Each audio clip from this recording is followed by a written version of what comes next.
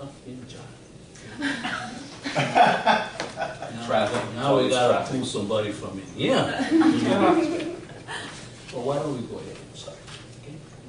Call meeting to order. Thank you again. I'm Wally Lau, Managing Director for the County of Hawaii, and I'm the ex-official member of this commission also.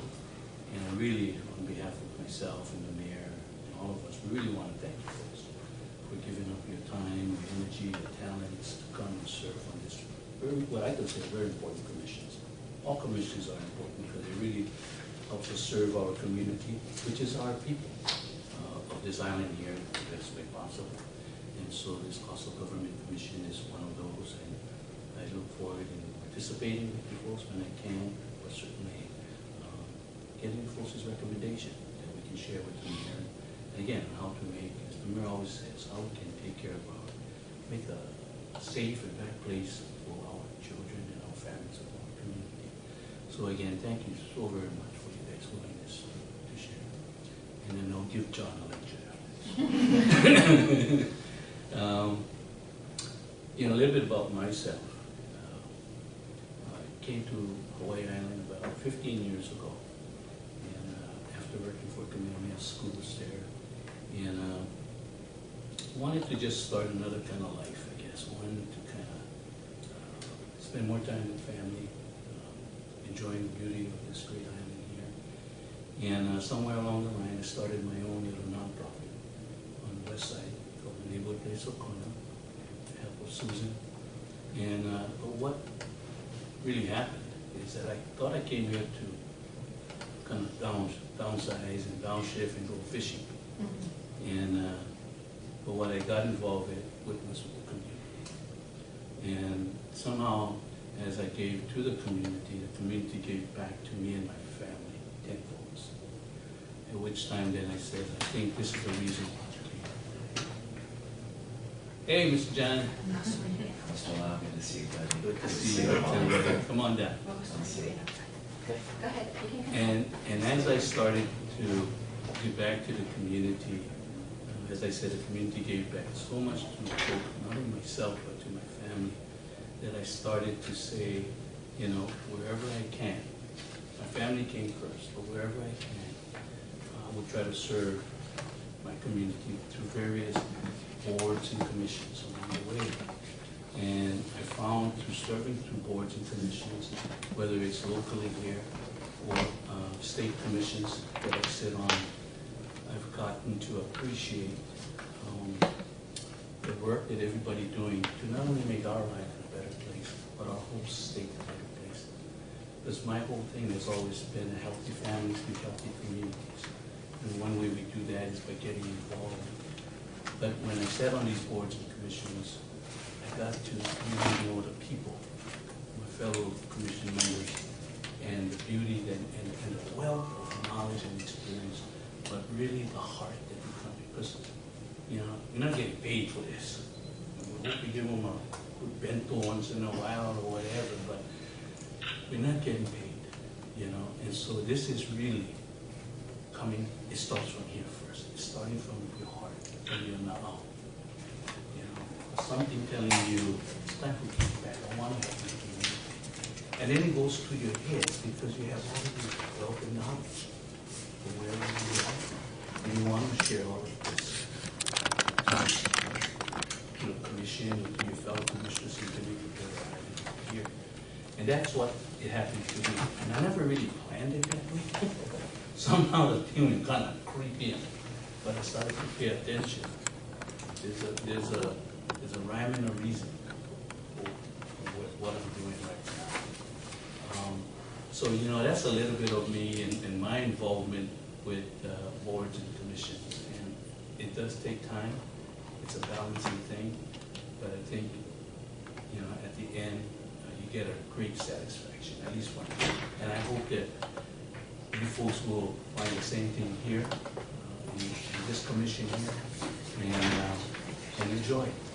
Because you know, it does have a sunset date of 11 months or something like that. So it's not something forever, but enjoy the moment. Because starting from today is one day less on your commission. just one day less service. So enjoy, you know, and do the best you can. Okay, so that's just a little bit here. And I think it's very important now as we go along, you folks know who your fellow commissioners are. So we can spend a little bit of time and you can introduce yourself, who you are, but also if you were on commissions or boards, you know, and what drives you, you know, and just something real simple. Right, so Oh, thank you, Wally. that's why we met upstairs. I'm Doug Espero. I lived here most of my life. Played music, active in sports. Been on the Transportation Commission on and off for about, I don't know, 10 years. Moved districts, so I went to District 1. Looking to serve and see what we can do to help. Similar to you, I'm retired, so just want to see what I can do to streamline government, maybe, or costs of government. So again, you get some experience there, you just bring it onto this side. A little. Thank you. Appreciate it. My name is Ashley Kirkwitz. I was born and raised in Hilo. I'm 28 years old. It's my first commission, but I do serve on the Hawaii Island Economic Development Board and for the Zonda Club of Hilo. Very excited to be here. I've always been pretty driven to serve my community, so I'm eager to learn and to offer any type of, you know, wisdom or experience that I've gained in my short amount of time here. Thank you so much.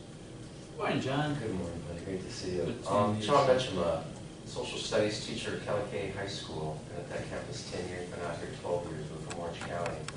I'm on the board, the treasurer at our church, and equally important, I play bass in the worship team. And I think I try to hopefully bring two things to us. You know, I do have a legal real estate background.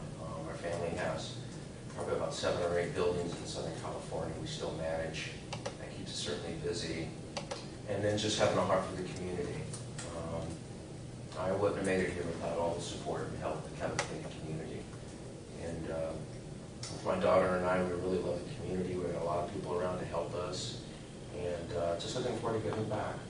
Yeah, it's been so helpful for me, so I'm looking forward to help the community and help the sign whatever I can do. Thanks, sir. Appreciate it. Morning. Hi, my name is Glenn Matsuda. I'm retired auditor from the Labor Department, a tax auditor. I've been retired about 2 years now. I've served on the Fire Commission and the Cost of Government Commission in the past. And since then, I've taken on the opportunity of a second job, which is a part-time job, helping a buddy out of mine. But I have been, as far as extracurricular activities, I have been with the PTA, the JCs, and currently the Lions Club, and I've been on both local and state levels treasurer. I am very honored to go in and serve on the Cost of Government Commission. I'd like to see what I would be able to add to what our primary goal is. And I look forward to meeting each and every one of you and getting to know each and every one of you better. Thank you. Well, I look forward to your wisdom and knowledge too. You have that. Great. Thank you. Good morning. I'm Susan Maddox. I serve as the executive team leader of a nonprofit based in Waimea called Friends of the Future. Has been around since 1988, and during that period of time we have fostered, stewarded 45 different programs, all based in the community. Some very long running, like Tutu's House, others a little more recent to us, but all based in trying to help improve the quality of life for everyone who lives and works here. I've lived in Hawaii for 45 years now. Our children were all raised here, and some of our grandchildren live here, others on the mainland. So I have a long history of being part of community service. I think it's incredibly important. Hopefully my nonprofit background will be of some use in terms of this commission as we look at different ways to better serve the community. Thank you. you all for having me here. I'm very pleased to be part of the commission. My name is Linda Kelly, Linda M. Kelly. There's other Linda Kelly on the island. My origin, I'm French Canadian, was born in back east in Canada. I'm a Native American Indian mixed with French and Irish, but my heart is in Hawaii. I've been here for 22 years, and it brings something in connection with being a Native. You feel that you connect with a certain soul and spirit, and also, what is the land worth and all the character of people on the island. And without knowing, very much connected to that. So for 22 years, was most of my life in Kona, but happily married, live in Waimea. My husband is a farmer. We have a farm, grandchildren, and have served on different kinds of boards in the past. Have been active into the real estate industry. I'm a real estate broker for 30 years, and very happy to serve and give to the community. It's a time in my life to give back, and this became an opportunity, and I'm very proud to be on the committee and to serve. Thank you. Oh, okay, Dale and Terry, some people call me Rusty because my hair used to be bright red. I was born on Oahu, always had family over on the Big Island. In 1974, we moved to the Big Island and I got married. I gave up working on my master's in planning at UH. That's the old, and I moved over here to become a farmer. I was not a city boy. And we've been growing maybe, I don't know, 50, 60 different crops over that period of time. Vegetables, mostly we have rocky land, kapoho, and we grow, right now we grow, our biggest crops are papayas and longan. We actually have about 30 things that we sell depending on seasonality. I am a manager of the farmers market, the Kino'ole Farmers Market. And I've been active in all kinds of ag associations over most of that period. I'm still on the water board. My term expired, and I gave my name to the mayor and said, "You need something else? Can I help out in some other way?" And this appointment came from that. I have been on the WIB board, Workforce Investment Board, for about 10 years, and don't make that many of their meetings because it's conflict, but if they have ag questions, they ask me. I'm the one that has ag experience with them. So I have managed a retail store, a co-op, Iveco, for those that have been around for a while. I did that for almost 3 years when business was terrible, as it can be in agriculture.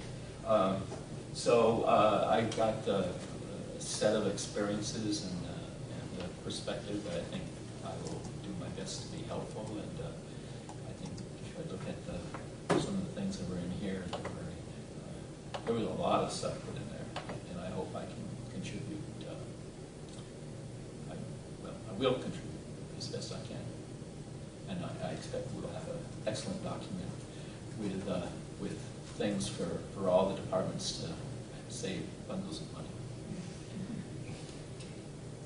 Thank you so much, everybody, for sharing. I think sometimes, just going around and listening to who the people are and the experience you bring and why you find yourself wanting to serve is so refreshing for me, at least, and I think it sets the tone going forward for the commission.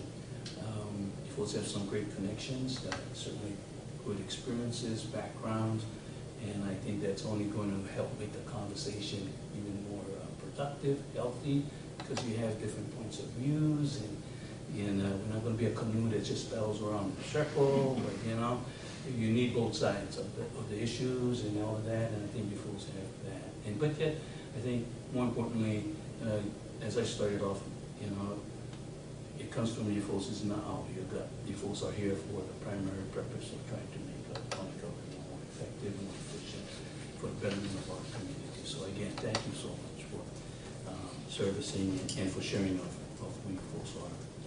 So if I can go down to the next part of our agenda, is there any statements from the public? No. None? Thank you so very much.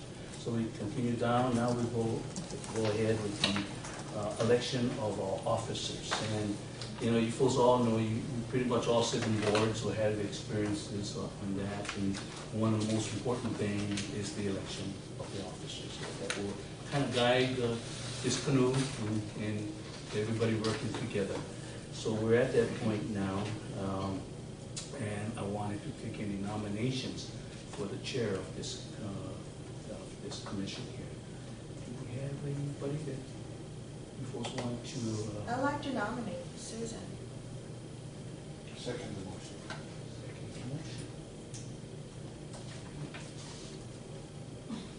On favor of that motion, I did.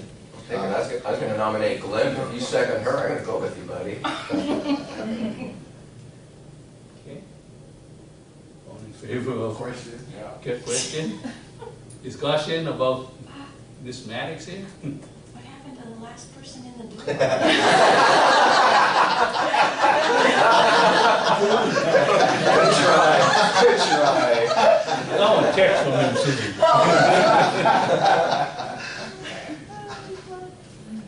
Okay, well, we had a motion, we had a second. All in favor of Susan Maddox being your closest chair of this commission? All in favor, say aye. Aye. All in favor, say no. Hearing none. Susan, congratulations. Thank you. What a shock. Hang on here, there's another office. Okay, and so since we do have a chair now, and she's a very good chair, Susan, you want to relieve me of my duties here? I would be And delighted. then you can carry on with the agenda of the He's day. doing good, yeah. Yeah. It's okay, Wally, yes. I'm happy to Okay, do you want that. to come here, or you want to be right there? I would be just as comfortable right here if that works. Okay, and just to let you know, I will be coming to these meetings going forward as much as I can. But unfortunately, the mayor has says, Wally, can you come upstairs a little while, because we have another meeting that I have to attend to at the Department of Homeland. So, if I may, I can be excused. Thank you again on behalf of the mayor and I look forward to working with you folks, okay? Thank you. Thank you, Wally. Thank you.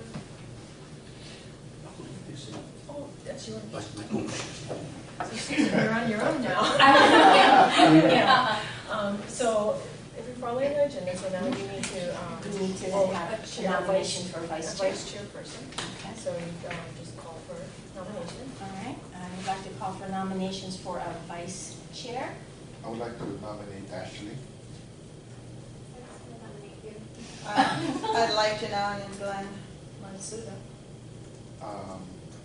Thank you for the nomination, but I'm gonna have to decline as my secondary job, which is a temporary job, will not allow me to put in the time that I know I put to do the job, do a good job at it.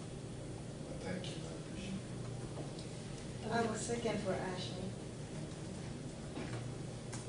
Thank you, Glenn. Are there other nominations? Okay. Hearing none, then all in favor of Ashley as vice chair? Aye. Opposed? Hearing none, carried. Thank you. There. Yes. Okay, so we Women's will are be a in really good control. team. Thank you very much. So then we're going on, just following the agenda straight down, Kathy? All right, so next item on the agenda, presentation regarding the commission finances and general overview of county finances. This is Tiana. Yes, I'm Tiana. So I'm Tiana Sacco. I'm the Deputy Director of Finance. And we're going to go over county finances and some of the things you're entitled to as commission members. I'm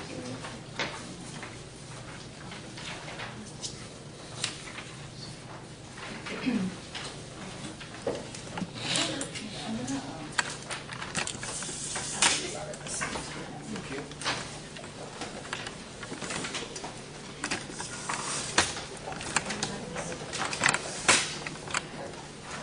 sorry,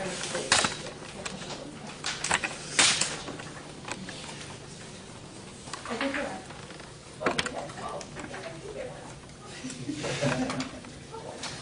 So first thing we're going to quickly cover is just boards and commissions, that one-page handout I gave you. It kind of applies to all boards and commissions. It's what you as commission members are entitled to. I did see some of you or all of you have that pink mileage form next to you. That's what the first section is. We'll cover from your home to the place of the meeting so you can all attend. And we pay at whatever the IRS rate is. That's all of our collective bargaining units and county code are tied to the IRS rate. So we don't have to worry about what portion is taxable or non-taxable. So right now, that rate is 56 cents a mile.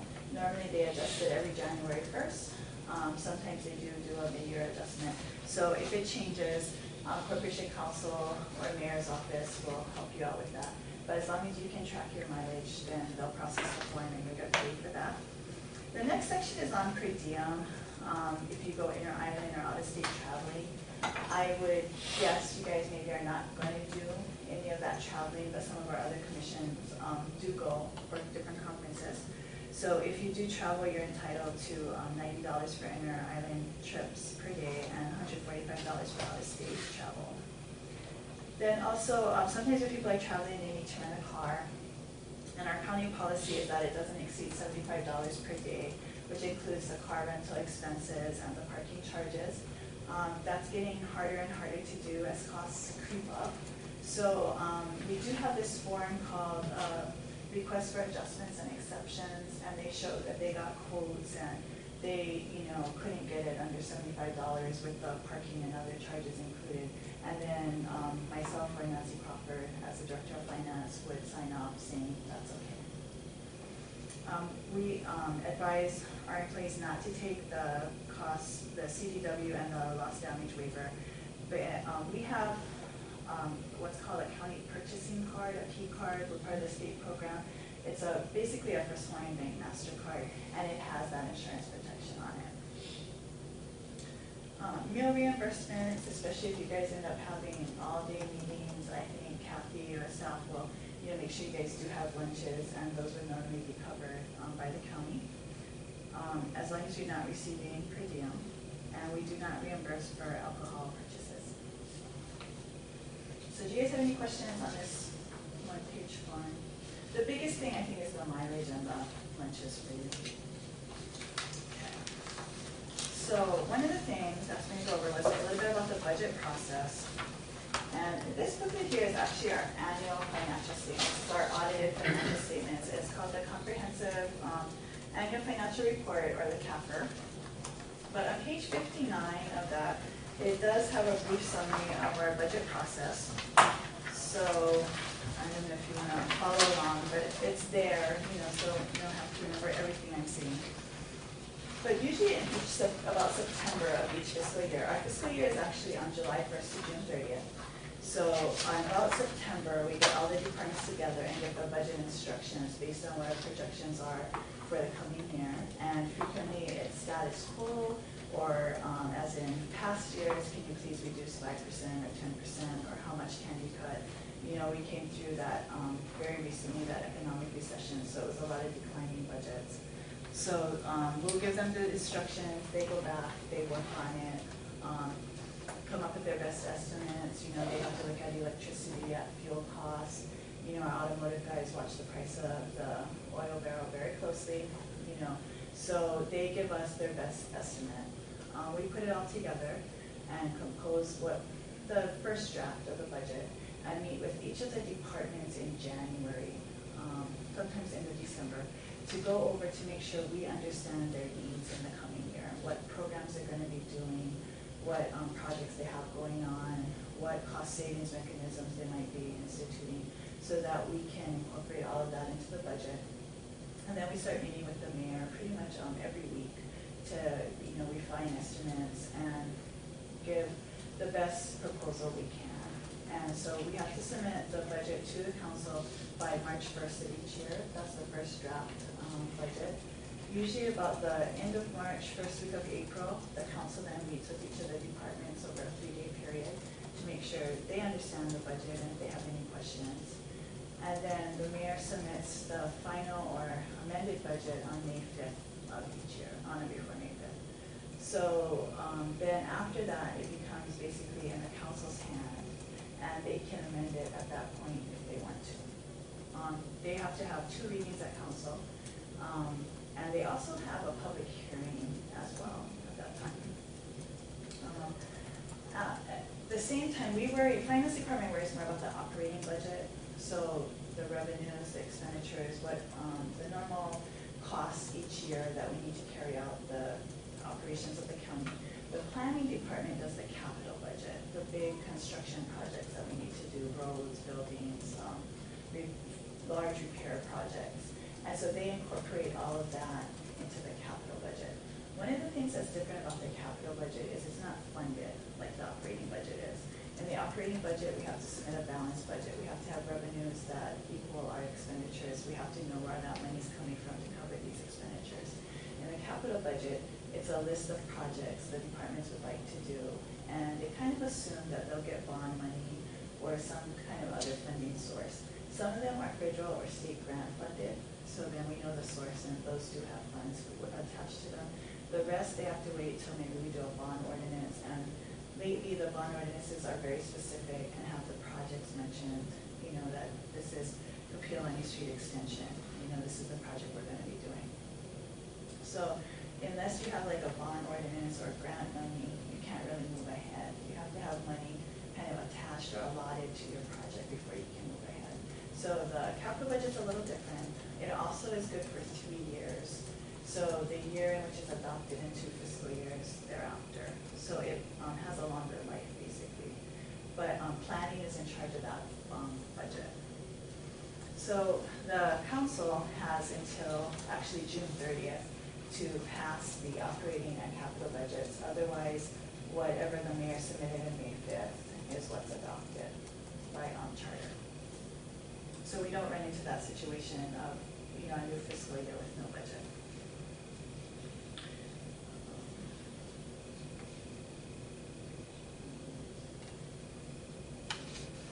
That's kind of it on the budget. The budget can be amended during the fiscal year.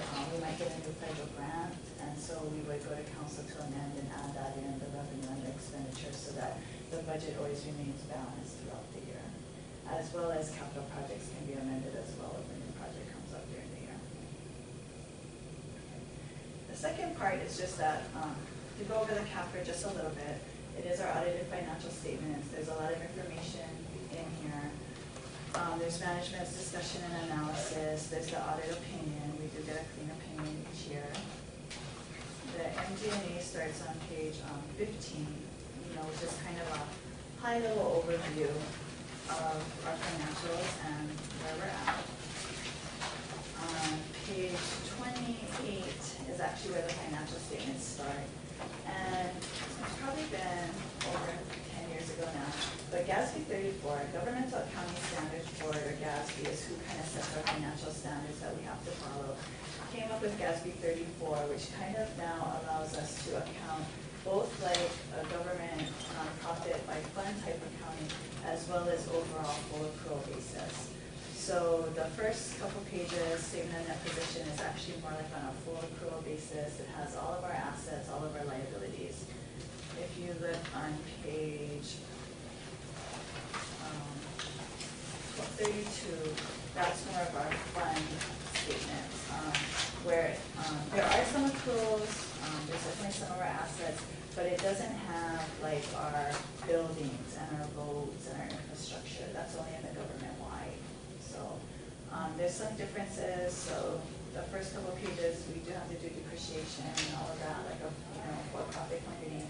But on these fund statements, it's more of where we're at on a regular basis.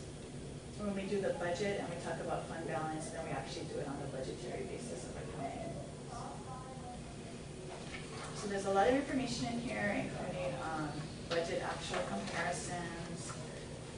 Only the major funds are in this front portion of the capper. Then you get to the footnotes on page 47, and it kind of summarizes our accounting policies and our depreciation lives and different things, and our debt structure. We issue general obligation We do have highway fund where the fuel tax goes, that also goes to road repairs. And then after the green divider, starting on page 94, is what are called our non-major funds. These all get summarized in the front part of our CAFR, but this is where you can get a more detailed layout of highway fund, sewer fund, solid waste fund, cemetery fund, parking meter fund, vehicle disposal, workforce investment act fund, golf course. So all of those funds are laid out separately. And then in the very back, after the last green tab, is what we call the statistical section. And there's just a lot of information in there about the county, about, there's even on pages 140 and 141, some of our operating indicators. And if we wanted to know how much tons per year we dispose of in the landfills, that's there. Public safety, how many stations or substations.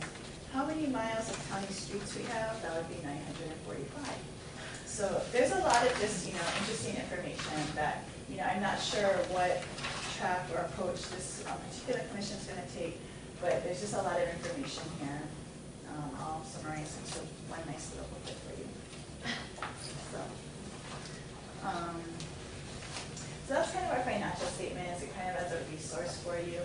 We also prepare a monthly budget status report, which I forgot to bring along, that gets submitted to the county council each month. That kind of shows where each department is at compared to their budget for the year. And we monitor that quite frequently all the time, just to make sure no one goes over their budget.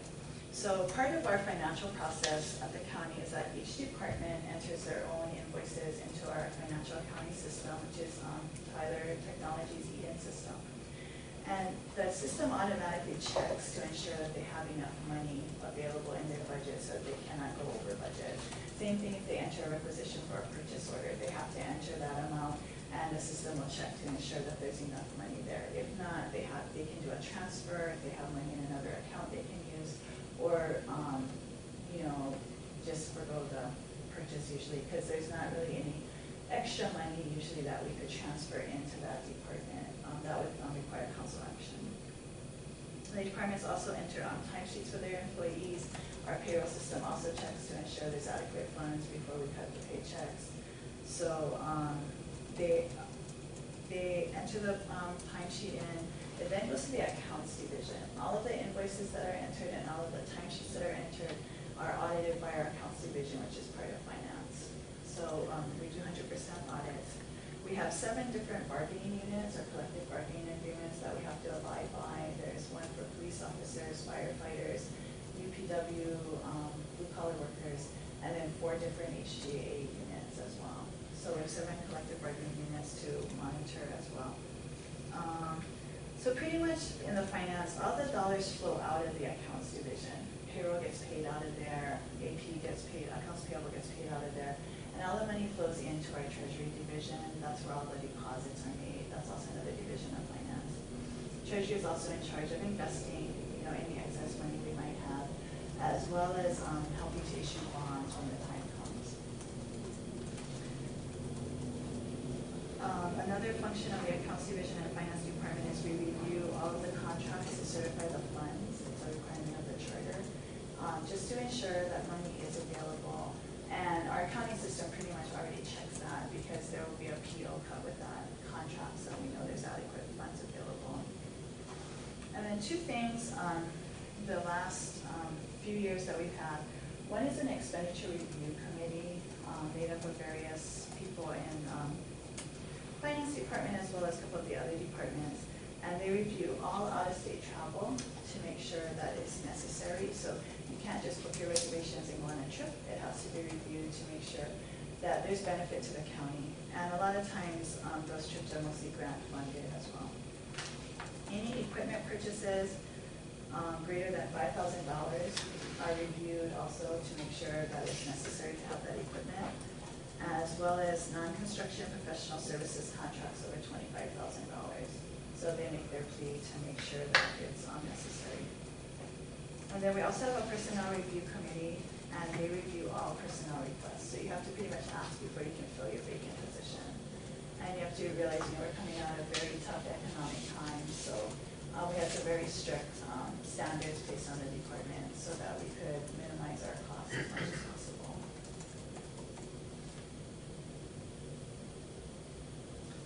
That's all I had, other than to help you. Again, I'm not sure you know what direction this commission is going to take, but if you need reports, accounting information, you know, we're more than happy to try and help. And the data's, if the data's in the system, usually we can find a way to get it out in a format that's useful to you. If you guys have any questions, happy to answer those. I have one. Because the governmental funds are basically income and expense kind of situation, on the capital funding, capital projects, have you ever incurred any situation where for whatever reason there wasn't enough bonds floated or enough money to fund capital projects and had to make adjustments? Because I know you said they make adjustments accordingly, but they obviously would make the adjustments after, you know.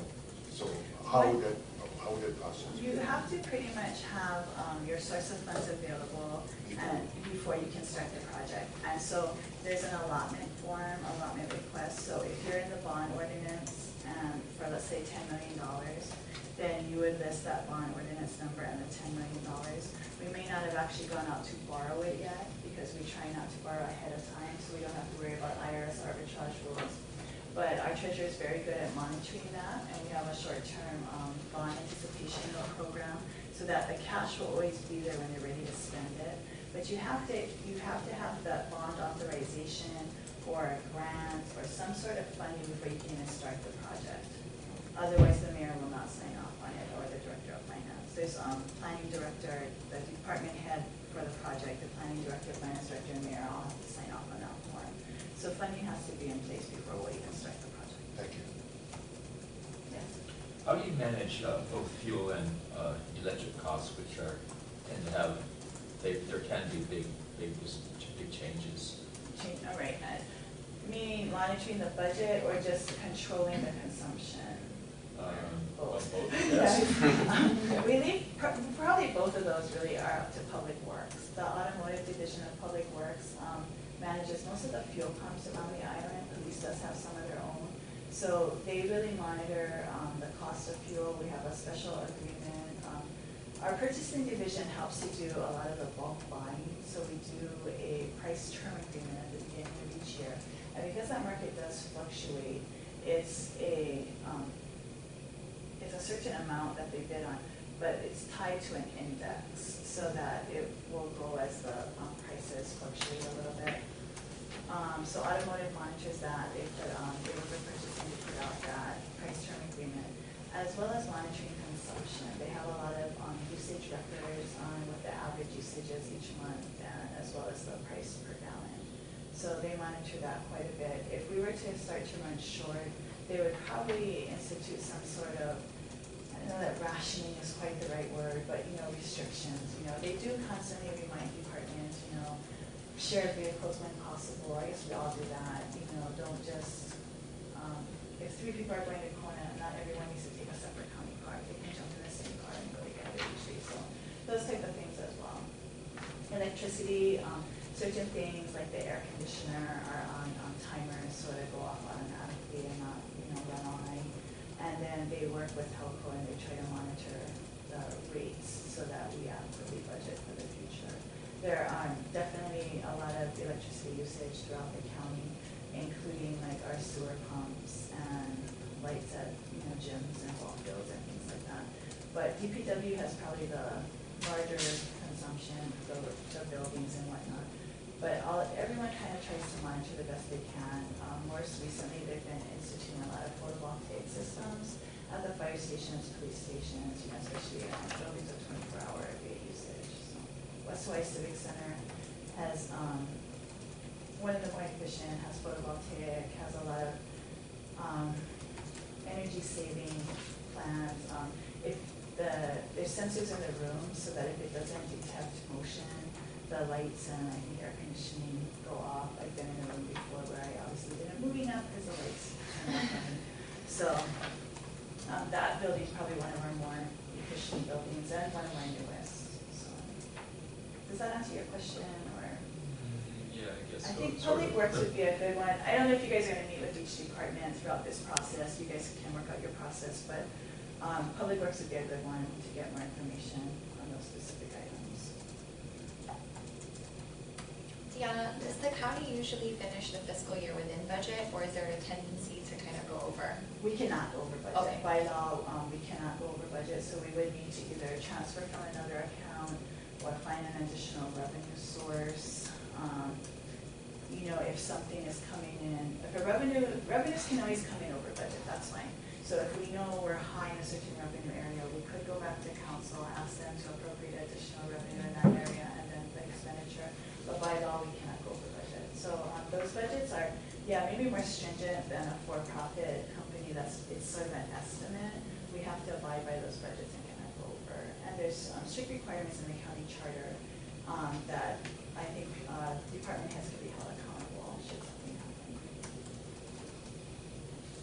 You mentioned the expenditure review panel. Who is that made up of? The finance director, the budget administrator, and one person from human resources and another person from parks and recreation.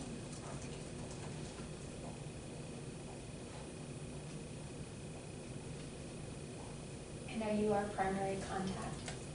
Yes, I can be, either myself or director of finance, but we're happy to help in any way we can. So Kathy, everybody, they know how to get a hold of me. So yeah, so if you guys have questions, you know, we're definitely available to come back. I know you guys are just beginning the process. So, and finance department does cover vehicle registration and licensing, real property tax, treasury, accounts, budget, risk management, property management, and I'm probably missing one. So we have quite a few divisions, but we're happy to help in any way we can. Thank you. Other questions? No? Thank you very much. Thank you. Enjoy your time. Enjoy your 11 months. One day at a time. Okay, next agenda item is the presentation on the Sunshine Law and the protocol. So I'm Kathy Garson, I'm from the Office of Commission Counsel, and the attorney that's assigned to the commission. So if you have any legal questions, you can always call me, separately. I or another attorney from our office should be present at every meeting that you have, just to make sure you're going in the right direction and staying in compliance with the law. For those of you who have not been on a county board or commission, you need to understand that all of your needs are covered by the Sunshine Law, which is the statewide open meetings law. So I'm going to try to make this fast, and just so you know, there's actually a similar video that's available on the Office of Information Practices website. And I was thinking, instead of doing my own presentation, maybe we'll just watch that. And I looked at it, was in 2 parts, and the first part was an hour long, and I thought, no, I'll just make it my own. So you're kind of getting a truncated version, but this is something that you need to know just to make sure that you don't violate the Sunshine Law during your tenure on this commission. So I'm sorry, I don't have a clicker, I have to use my mouth. Okay, so where's the Sunshine Law found? In Hawaii Revised Statute, Chapter 92, in case you ever want to look anything up. What's the purpose of the law? The purpose of the law is to open the governmental process to public scrutiny and public participation, and it protects the public's right to know. So, our friend Karen Marks, for example, is in the back. She's a member of the public. She can, members of the public come in to their meeting, in and out. They can testify. We allow her to videotape us. That's all part of the open meetings law for the state of Hawaii. Okay.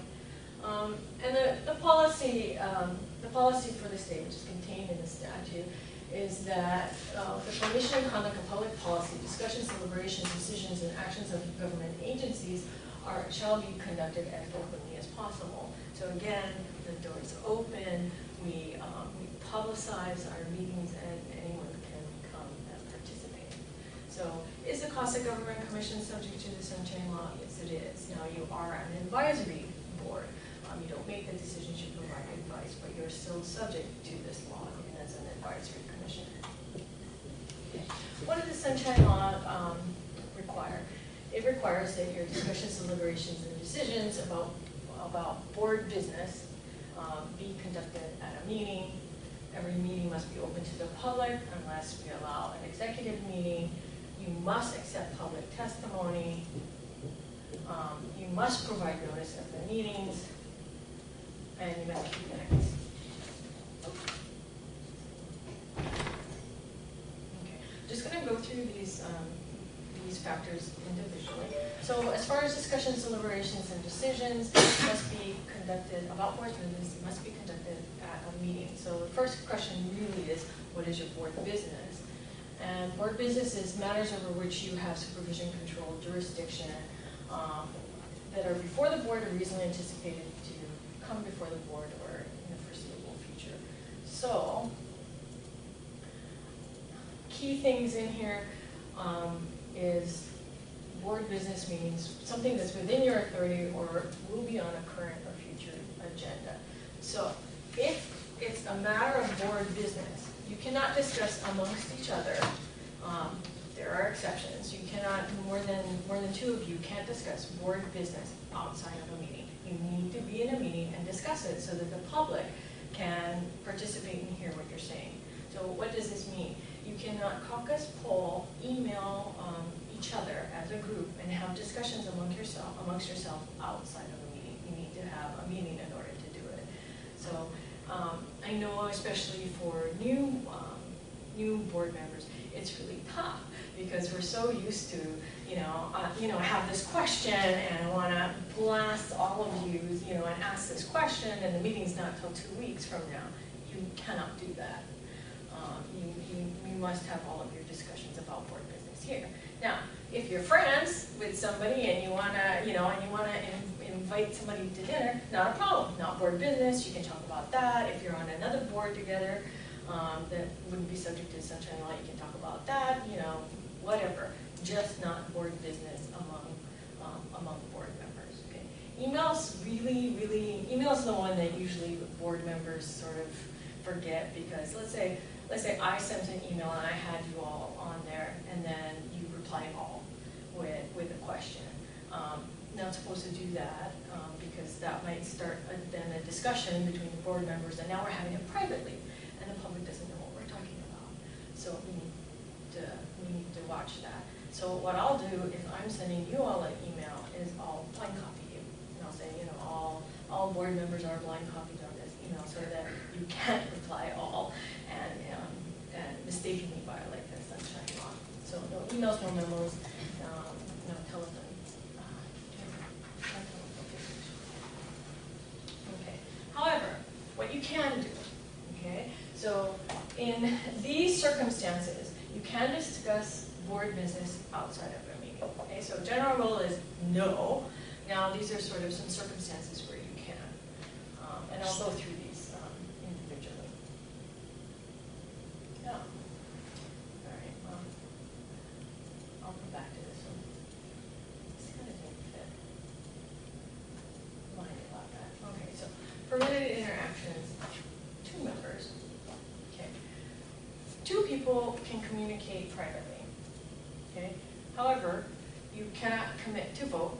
So if 2 of you want to discuss an item of board business, you can, as long as you don't say, oh, I'm going to do, what do you think about this? Okay, well, let's vote this way. Okay, you can't do that. But you can communicate about board business. You cannot seek agreement to vote. What you can't do is, just because 2 people can talk about something doesn't mean that you can then communicate serially, meaning, Dylan, if you talk to Linda, that's 2, right? Now, if she then talks to Susan, it doesn't count as another 2. Now you've got a discussion with 3 people. That would be a violation of the Sunshine Law. So there's no serial communication.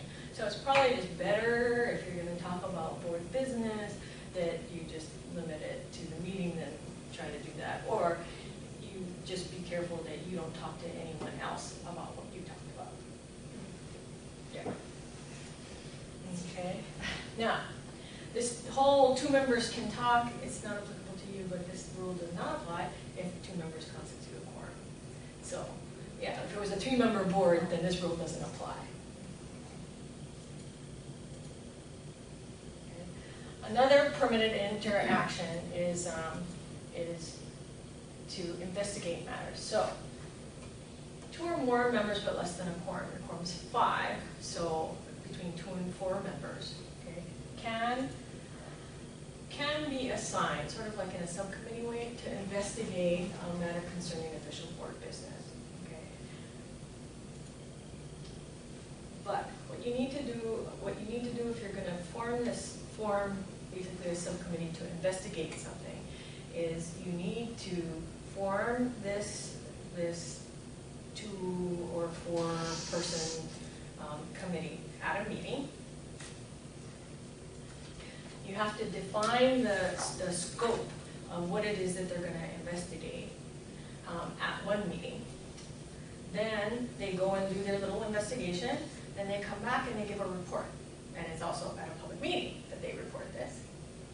You can't discuss it at that second meeting. You gotta wait till the 3rd meeting. And you can deliberate and make a decision at a duly noticed 3rd meeting. So where this would come up for you all is, let's say you wanted to form a subcommittee to go and meet and get information from the Department of Public Works, okay? Because it's too hard to come back. You just want to form subcommittees to go talk individually with department heads. At one meeting, you would say, okay, we're going to form a committee made up of these people, and they are going to go and talk to Public Works, and what we want to find out is how they deal with fuel costs. Okay, so that's one meeting. Your subcommittee of 3 people goes and meets. That doesn't have to be at a notice meeting, sunshine. They can meet privately. That's what this is saying. You can meet privately. But then you have to wait till another meeting. That subcommittee comes back, presents their report. That's it. Don't talk about it. In the next meeting after that, then you can talk about it and make a decision. Okay?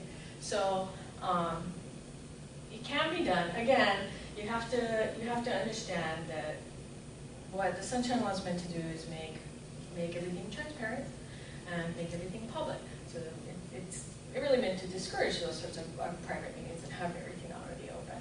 So knowing that when you're considering how to go about your business, just know it'll take 3 meetings, a little more time consuming than, say, if you wanted just to have Public Works come here and present what they wanted to present in public at a public meeting, then they make their presentation and you can ask them questions and deliberate and make decisions. Okay. Another permitted interaction, present, discuss, or negotiate. I don't know if this necessarily would come up with this board, but 2 or more members but less than a quorum, you can, if the board adopts a certain position, you can then have those people negotiate or make a presentation about it, provided that that assignment is made and defined at a meeting of the board. So as an example, the water board had decided that they wanted to propose legislation on a certain matter, and they used this to then assign a group of people to see that process through the legislature. So they were assigned to present and negotiate any position, but the board had adopted that position, and then it's just kind of seen it through. And you would use this if you had to purchase property. A board would decide, okay, this is the property we want to purchase, now go do it. So not necessarily for this meeting.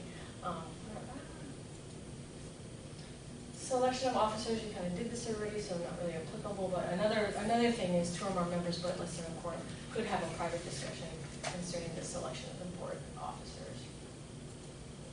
You're in already, so we're not going to do that. Informational meetings, this is actually a relatively new change to the law. So 2 or more members, less than a quorum.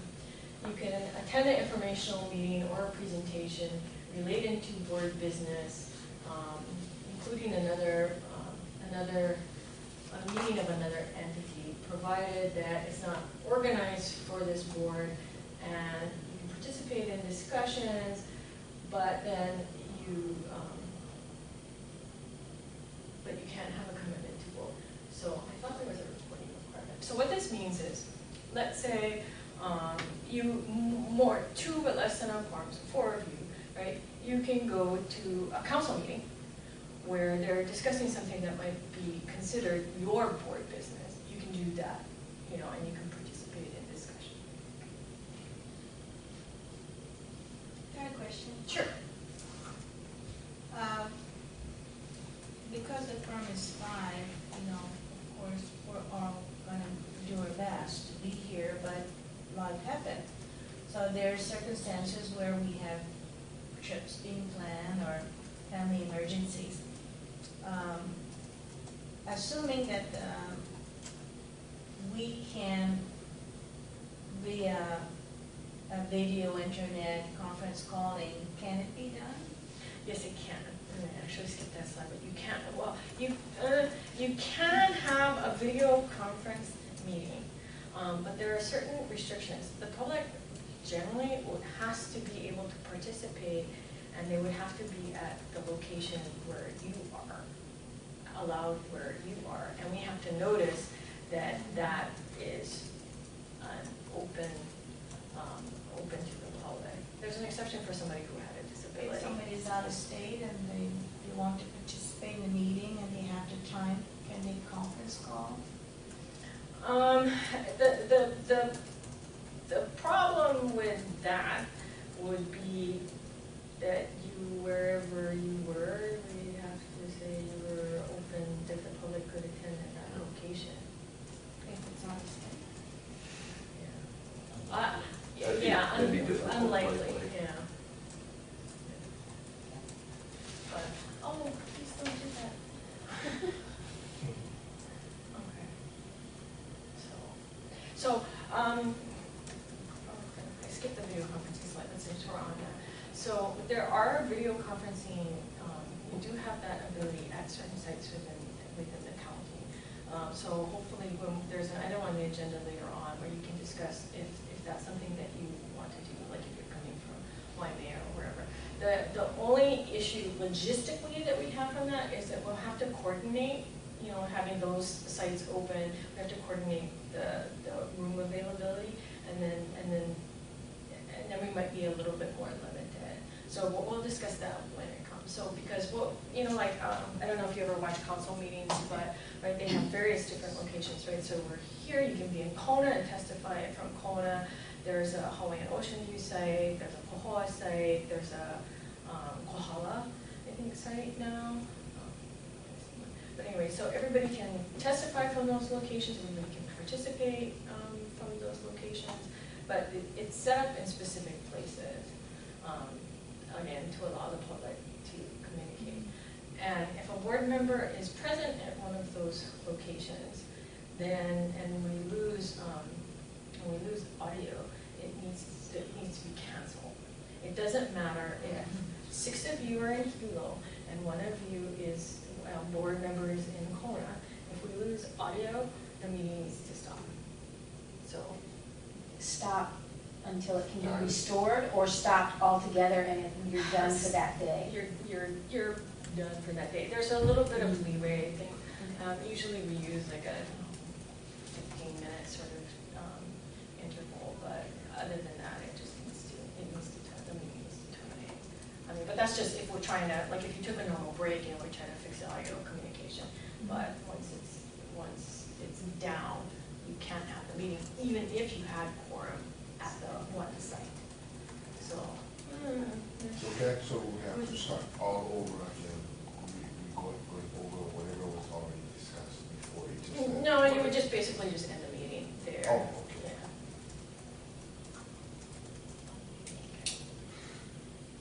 Yeah. Wheels are turning. Yeah. Just real quick, if you can, permitted interaction is, again, you can meet with the governor. You can also, the department head exception doesn't apply in this case because it basically says to our members, but listen, a quorum can meet with the department head that's administratively assigned to the board and you don't have one. So let's say from a fire commission, you could have a separate conversation with the the fire chief or chief for water board, chief engineer, but, okay. Going back to, so we talked about discussions, deliberations, decisions must be conducted at a meeting. So now you know you can't talk to each other about board business outside of board meeting unless you have one of those exceptions.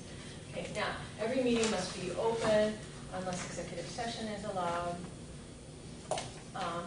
So again, open, public can come. The only time you can close it to the public is, first of all, 2/3 of the board's members present have to vote for it, and you have to announce the reason for a closed meeting, and it's recorded. So basically, there's only a limited number of circumstances in which you can close a meeting. Again, some of these don't apply to you. Probably the one that'll be applied to you is legal matters with the board's attorney. So if you wanted to discuss, if I was giving you certain types of legal advice that related to your powers, duties, functions, or liability, for example, that I don't want to be in public because I'm talking to you about what your exposure is, and I don't want to give any potential plaintiffs out there ideas about how to sue you. I would do that in an executive session, closed section. But this kind of stuff, general law, I don't mind doing it in public. Everybody can hear. But I will tell you this: if you start thinking, if the question is, Kathy, are we going to be liable if we do X? That kind of question, I'll say, I'm happy to answer that, but can we move into executive session? And then you need to have the 2/3 vote, and we'll close the meeting, and then I'll respond. Okay. Boards must accept testimony. I'm having a hard time with this. There it is. Okay. So all interested persons have to be allowed to submit written testimony on an agenda item, and they also can present oral testimony on any item. So people can view your agenda. It's posted outside in the county building. It will be available online. If people want to write in, they'll write in. You need to accept that testimony. People can come in, sign up to testify, and testify. I think in your rules, you can have a reasonable limit on the time limit on the testimonies. You don't have to sit there and listen to somebody testify for 20 minutes. It's usually about 3 to 5 minutes. It's usually about a reasonable time. Okay. What has happened before, and again, this is a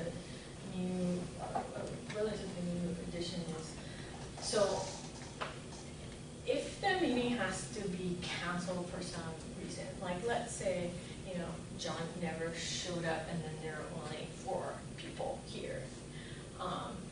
You don't have quorum, the meeting needs to be canceled, okay? Because you don't have quorum. But let's say that meeting, there were 20 people from the public who came to testify. It's really hard in that case to turn them away. I mean, they took time out to come and offer public testimony. You want to give them an opportunity to have their say. Even though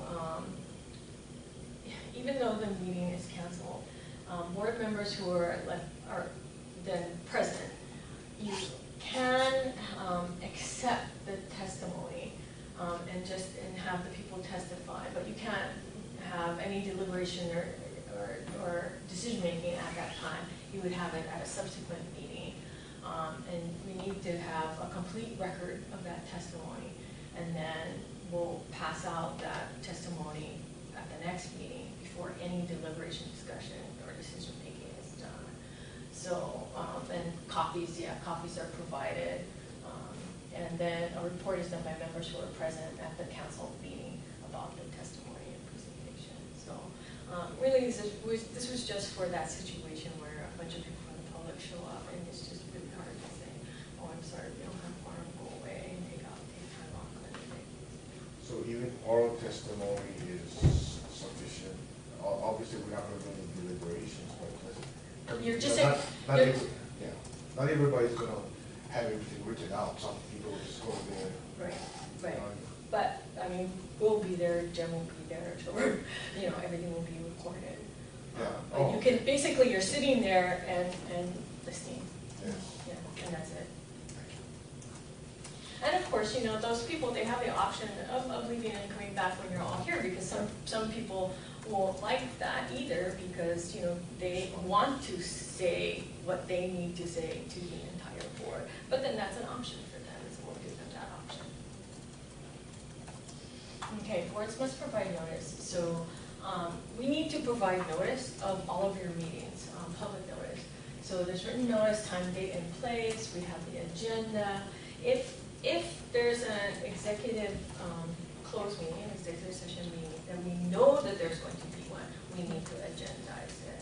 If it just comes up, like you asked me a question that I'm not comfortable answering it public for liabilities purpose, we can go into executive session. But if you know ahead of time, it has to be on your agenda. Okay, so what we do is, so your agenda is created, we filed it with the clerk's office, and then it's posted outside of this county building. We post it out on the door there. Now, for you all to know, we need to do this 6 calendar days before the meeting. So, we need to know what you want to talk about basically the week before. So you can't call up the day before and then say, oh, can you put this on the agenda? No, so basically we need to know at least a week before what you're going to talk about so that we can give proper notice to the public. So, So when you say that it's posted out here, does that mean it's also posted at West Hawaii Community Civic Center and any of the other satellite offices, or is this the only really public posting? This is the physical. This is the physical posting. It should be up on the website, and they should have copies at West Hawaii. Is it published in the newspaper? No. So Kathy, and that's a cost thing. Should we be setting the agenda at the end of each meeting? Yes. Because we can't do that over email, right? Right. Well, okay, so we do have items to place on the next agenda as an agenda item. So you can discuss it. You can discuss it here, and it will be up to the board. You know, the board how you want to do it, because it's just that you can't email everyone and say, hey, you know, I want to talk about this.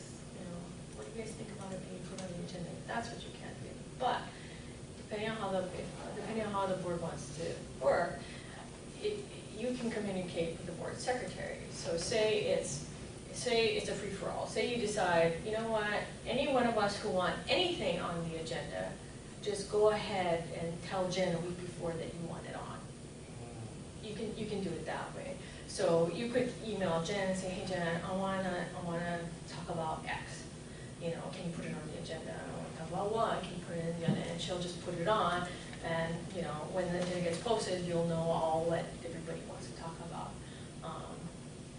You can do that. You can do that too. Just maybe a caution. Since until the agenda comes out, you may not really know what everybody else is talking about. You may end up with a really long agenda. But you know, you can also try it, see how it goes, and you know, adjust as time goes on. But or you know what, maybe something's really important to you and you want to talk about it, but maybe the rest of them think, oh, this is a little off base. You know, it's a little waste of time, and you know, so if you had discussed it at the meeting that you wanted to do that, maybe you would have been discouraged from doing so at the meeting. I know that. Can we vote to dismiss an agenda item? Or we have to talk about it? I'm just curious. Because you brought up that example of, oh, this, you know, everyone thinks this is off base. Good question. Yeah, the thing is, if it's on the agenda, you would probably read it in, you know, like blah blah blah, and then you would have a discussion about, oh, I think this is off base, so okay, well, let's just move on. Yeah, you can also withdraw an item if you want to withdraw an item from the agenda. can't amend an agenda, including most nonprofit organizations, right? Okay, well, you can, but. Okay. There you go. I know, don't I sound like an attorney? Terrible. Big thing so that Jen doesn't get all out of sorts is just please remember, this needs to be, she needs to post her agenda 6 calendar days ahead. So, like I said, usually we're looking, we gotta get it in a week before so she can prepare it at least. Okay. And copy mail to anyone so requesting. So this morning we had reporter Nancy Flower, Carrie Marks, who's just from the public, and they signed up. They want to receive agendas, and Jen will have to send them an agenda and give them notice. So people who want can just sign up and we'll send them an agenda. And it says mail, but mail, email, however they want to receive the agenda that we can accomplish, we will do. Okay, your meeting agenda. Your meeting agenda has to contain items that you intend to consider, and it has to be sufficiently detailed in order to inform the public of the matters that you're going to consider so they can decide whether or not they participate. So one of the big things that the Office of Information Practices, which is the state organization that oversees the Sunshine Law, what the kind of things that they would totally discourage is just you putting in like new business. Not allowed, because the public doesn't know what's new business, you know, what are they going to talk about? So you'll see, we'll say, presentation on Sunshine Law by Corporation Counsel. If somebody wanted to come hear this presentation, they could have come and listened to me. And obviously, no one's here. So, so reason it has to be detailed enough so that they can decide if they want to come or not. Okay, amending the agenda. Okay, you can only do it. 2/3 of all members have to agree. So we're looking at 6 now. So far, so you only got 7 members. Okay, now you cannot add an item if it's a reasonably major importance and will affect a significant number of people. Now, OIP interprets this really strictly. So I would say probably almost anything that you would have a hard time with this. That affect a significant number of people who are interested, right? Because you're only advisory. So if you think a significant number of people are going to be interested in this, then you can't do that. And I'll guide you with that. Interestingly enough, I think in one instance, there was, I think it was like an executive session item that wasn't agendized on the council agenda. And even though it would have been closed to the public anyway, OIP said, no, the public still might have wanted to come and testify ahead of time, and it ended up, they found that it would affect a significant number of people, and that was a violation. So this, like, not on a regular basis, I can't really think of, it will be on a case-by-case basis, so we'll have to see, but I just wouldn't count on it. Because I'll probably say no. Because I'm trying to keep you guys out of trouble. That's good. Okay. You could have an emergency meeting with less than the 6 days notice, but again, this will not apply to you, but it's imminent peril, public health, safety, or welfare, unanticipated event. I can't imagine one of those events that like affect your meetings that you have to have a meeting within the less than 6 calendar days. Okay. And we have to keep minutes. Okay, so we need to keep written minutes. They need to reflect what you guys discussed. Who was present, who was absent, substance of all matters proposed, we need a record of the votes, and any other information that a member requests be included.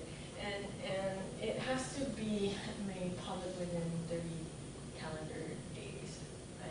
We only don't have to make minutes public that we're going to stick in an executive meeting. So. Jen's sweating over there. Okay.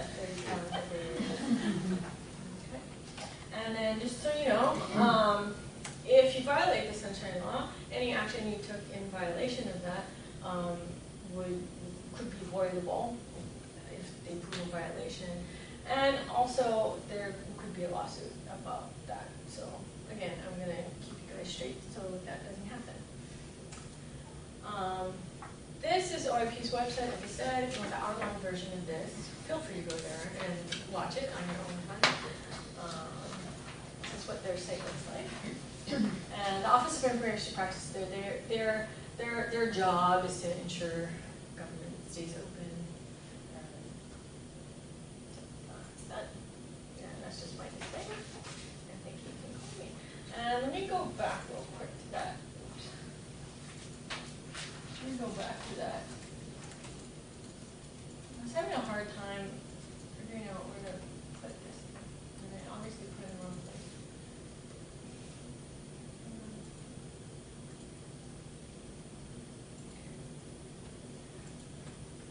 Okay.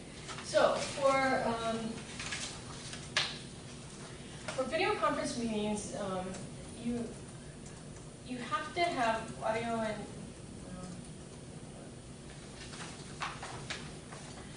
okay. So between board members and the public, you have to maintain the basically audio at the minimum audio communication between each location.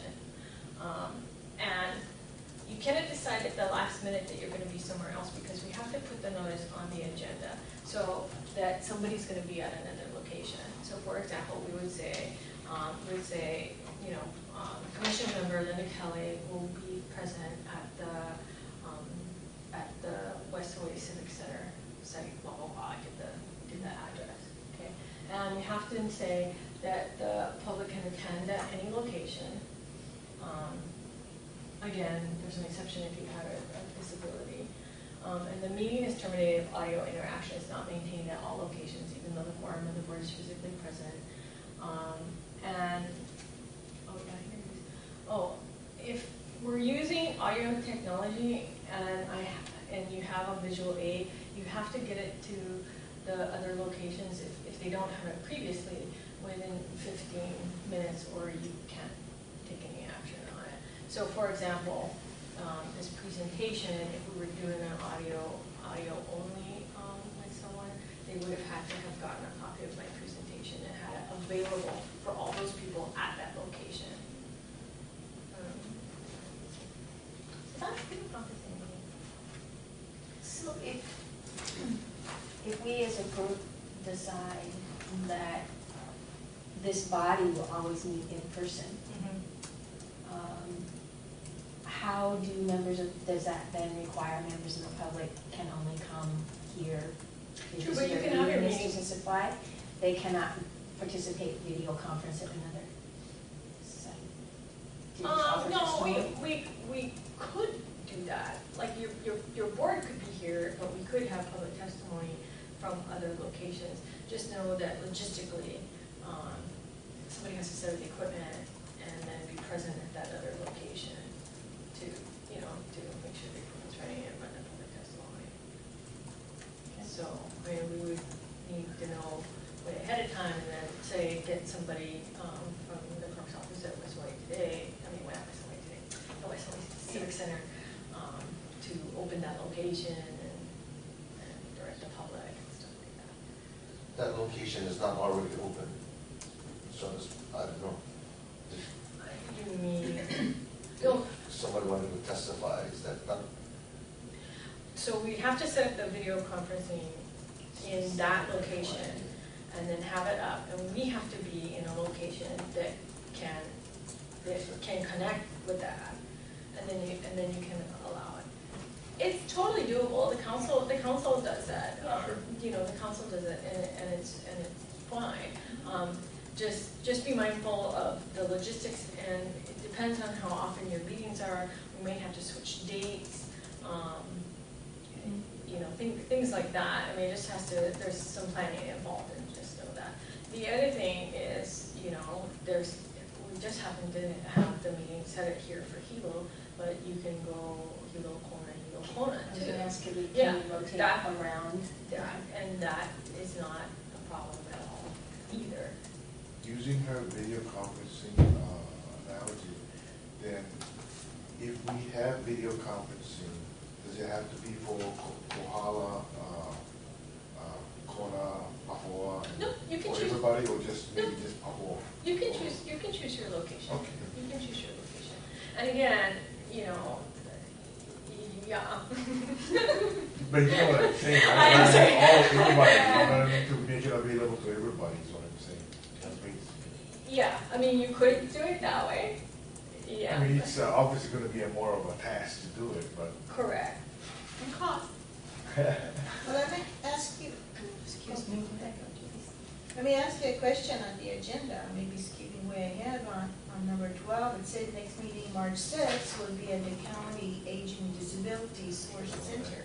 Right, you can amend that. We just wanted to, what we have to do just logistically is we have to reserve the space. So we have to reserve this room, and we have it until 1 today. And then there are other meetings that happen. So we had to, I think we reserved for 3 like meetings. 6, yeah, I think up to 5 meetings. But we can cancel. I It's mean, just because locations are hard to get, so I just kind of went every other Thursday for the next, I think, 2 or 3 months, and just held spots just to have a location. Okay, well, Yeah, that but answers we your can always question. cancel and change, I just wanted to have a spot available. Okay, good. That was my question, I said, why would we go there instead of being here, is because of availability of site. Yes, this room wasn't available. Was not on 6. available unless the committee decide to. Right, and it also depends too, because, you know, we're a small enough group, and right now, maybe because you're just beginning, there isn't a lot of public interest, because we're just beginning. So you can have it in a smaller room, you know, if later on, it seems like a whole bunch of people are gonna come, we're gonna have to reserve rooms that are bigger. You know, because my office also has a conference room we're moving into a new building, and it's smaller than this too. Anyway, so I mean, we'll just put the meeting wherever is available that you guys want, can accommodate the board and the public. But we don't want to reserve a too big group, because then we're taking other people who have bigger groups out, right? So. The Transportation Commission had rotating Well, sites. I'm thinking about if we're charged with being transparent and available for the public, if always the public has to drive to Hilo. Right. I'm not a fan of getting up at 4:30 in the morning. Right. So we have that on there, when we get to that agenda item, you know, that's a kind of discussion, that's why it's on the agenda where it is, so that you can have this discussion and decide. So, any other questions about the presentation? Okay.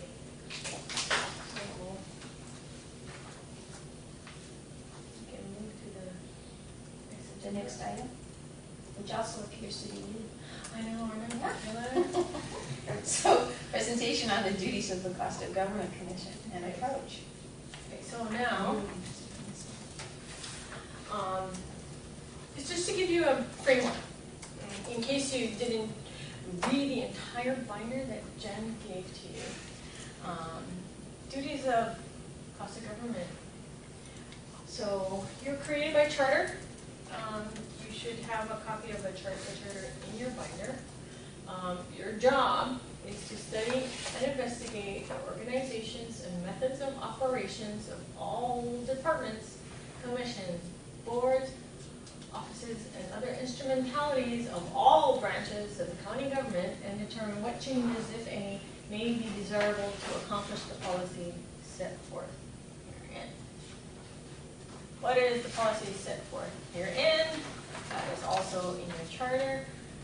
It is declared to be the policy of the county to promote economy, efficiency, and improve service in the transaction of the public business in the legislative and executive branches of the county by, so, limiting expenditures to the lowest amount consistent with the efficient performance of essential services, activities, and functions. Eliminating duplication and overlapping of services, activities, and functions. Consolidating services, activities, and functions of a similar nature. And abolishing services, activities, and functions not necessary to the efficient conduct of government. Okay? So how do you do this? Okay. You're authorized to secure directly from any department or any branch of government information, suggestions, estimates, statistics necessary to carry out your duties. What is your end product? At the very end, you need to come up with a report.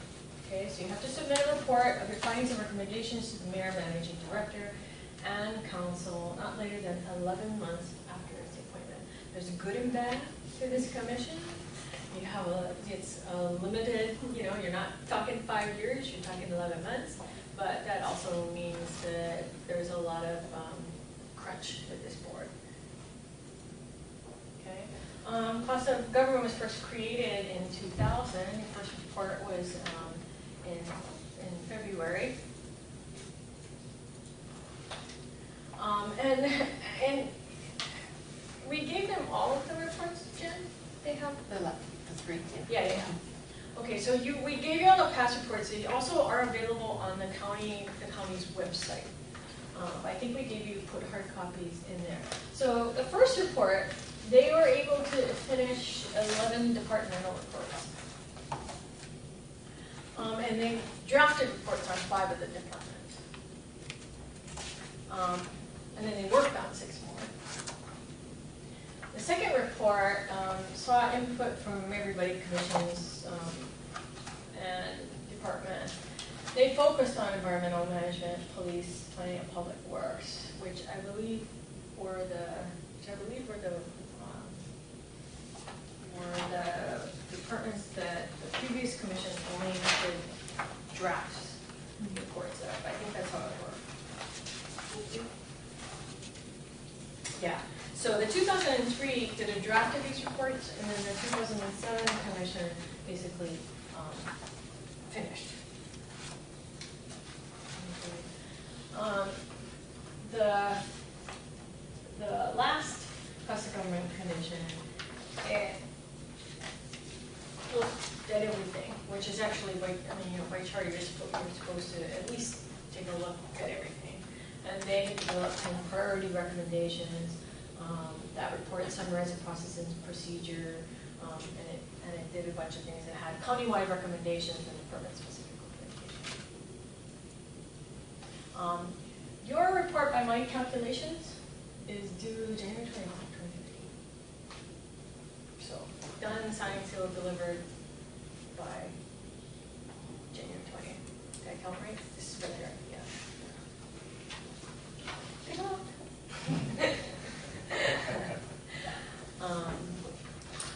So who actually writes, types up the physical report, the end product? We can type it. Jen. Got it. Jen will type it, your secretary will. But what happened, and what happened with the last commission, I advised them also, was different people took on different tasks. It was broken down into different sections, and one member wrote one section, another member wrote another section. So stylistically, the writing was a little bit different, but we formatted it so it looked all like it was one document, and that worked because part of the problem is you're writing a report, but we're at a meeting and everything is public, and so here you are trying to write something in public, and it worked. I don't know, Glenn, you can talk about it. It worked, but so somebody would say okay, well, what if we have, what if we suggest a recommendation that somebody do something, and then they'll say whatever, and then somebody else will say, well, I kind of like that, but let's change this word, and let's change that word, and anyway, so that's how they kind of did some of the recommendations in the past. But people would work on it at home and then bring their suggestions here. And if you know, towards the end, our agendas for the last commission were pretty huge because we would have all of the recommendations. I mean, you really don't know if somebody's, that's what we were going to talk about, whether or not this commission should make a specific recommendation. So let's say, so we wrote it, and if somebody had a problem with it, they would come and testify, a department member of the public thought, well, I don't really like that recommendation, or how about that doesn't work because, and they would come. So yeah, unfortunately, it got really huge with the recommendations, but that was I thought we did a really good job of being really open and transparent, and no one could say, I didn't know, you didn't tell me. How come you guys came up with this? You know, it was kind of all out there. So all of those agendas are on the county website. But actually, even in Google, just go County of Hawaii, you'll come up with the website, and you can search for past agendas. And while I'm there, I would really encourage you to go look at the site just to get some background information too of just the county organization. There's various different reports. Tiana gave you the financial report from right there, and reports that talk about the different departments, and just, you know, to sort of educate yourself as to what county government's all about. Is there any kind of a summary that would help us know which recommendations from previous reports had actually been implemented? Okay. Why don't we move on? Okay. Well, why don't you, we'll do 8, and then we're Hold there. that thought. And we're, Okay. hold that thought, because you'll get there at 9. So then, 8 is discussion of any proposed amendments to the rules. Okay. Now, back in 2003, the Cost of Government Commission did pass some rules. They're pretty much just procedural rules. They're in your binder, but it just talks about, you know, actually, this is, the regular meetings will be held the first and third Thursdays of each month. Most of these are just basic, a lot of the sunshine law type of thing. I would say at this point, you can, you know, if you don't have anything that you would propose now, we just hold that. For rulemaking purposes, in order to change rules, we have to have a public hearing and publish, and then submit it. And so, you know, it's just procedural stuff in here. So anyway, if you have any amendments, we can discuss them, but you know, we can't do this change today. You can propose them, but I just kind of asked No, Glenn, could he speak? Because it was set to the first and third Thursdays, to change that, should the body decide that that's what we want, where we want to go, like we need a second and a fourth Thursday, for instance, or something like that.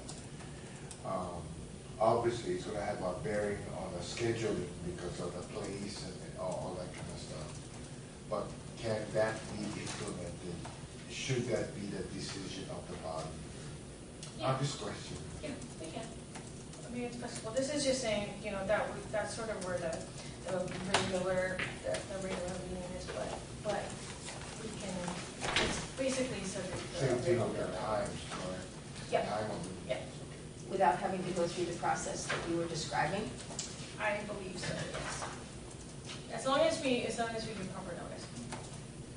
And we'll give proper notice in your agenda.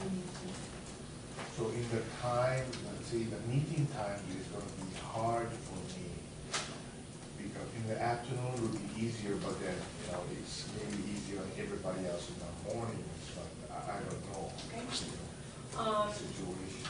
Okay. Access, and we have item number 11.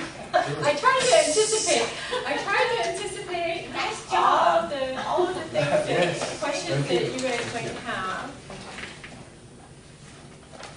So at this point, we're going to go past number 8, and if any of us come up with anything that really Right. is glaring for us, we'll understand what process we'd have to go through to make a Correct. formal change. Correct. Okay, thank you. All right, so number 9, discussion regarding the approach to take timely accomplish the mandate. Wow. Okay, so I kind of gave you the mandate, right? You need a report in 11 months. What you need to do is in the charter, in the sections that I quoted for you. I'm going to back up. And so you had asked if there was a way to find out what. If anything had been implemented from the previous recommendations, because I did notice some kind of carried over, so I didn't have a sense as to whether or not they are those just tilting at windmills and our time would be better served looking in other areas? Or there's some that really have changed, which would help maybe move us along a little more quickly? Yeah, one of the first things that the last cost of government did was to send out a communication, a letter to the, to everybody. But actually, there's two that had recommendations, because not all of the departments and commissions had recommendations. So we can do that again, send a letter out to the departments and boards and commissions and say, you know, this is what was recommended in the past, you know, can you tell us what you did? And then have them respond by X date. And some of these letters are found in the back of this binder, Yes, correct? yes, yes. So, in the back of the binder, Yeah, I noticed it's skipped from 2003, 2007, 2011. Was that because you're council?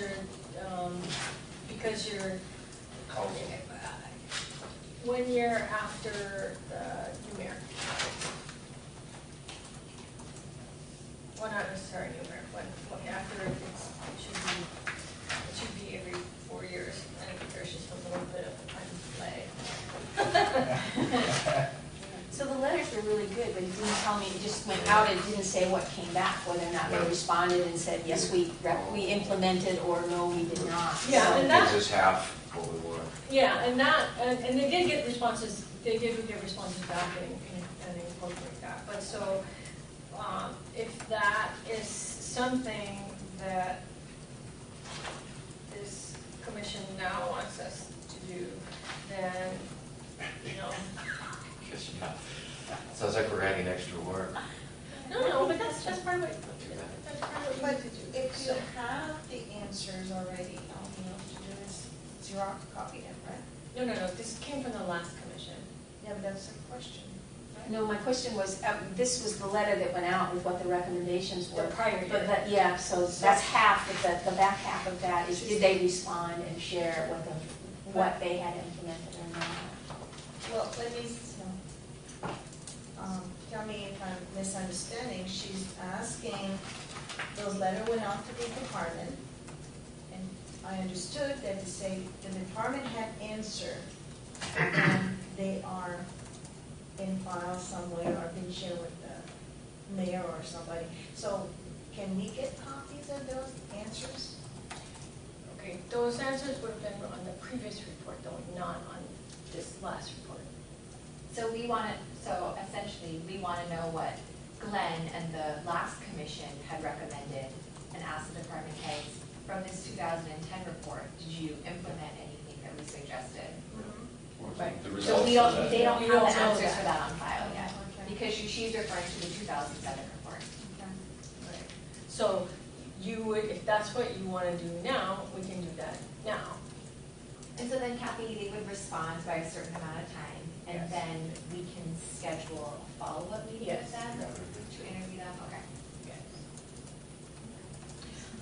And again, you know, you certainly, you can decide to do it however you want. The last cost of government, they did outline in their report the process and procedure that they followed. And so that is in the report, and so that's what they did. That was one of the first things they did say. So what you guys, what did you do about these things that we recommended the last time? So if somebody wants to do it, we can send the letter out. They'll authorize, the board authorizes the chair to sign those letters in substantially, let's see.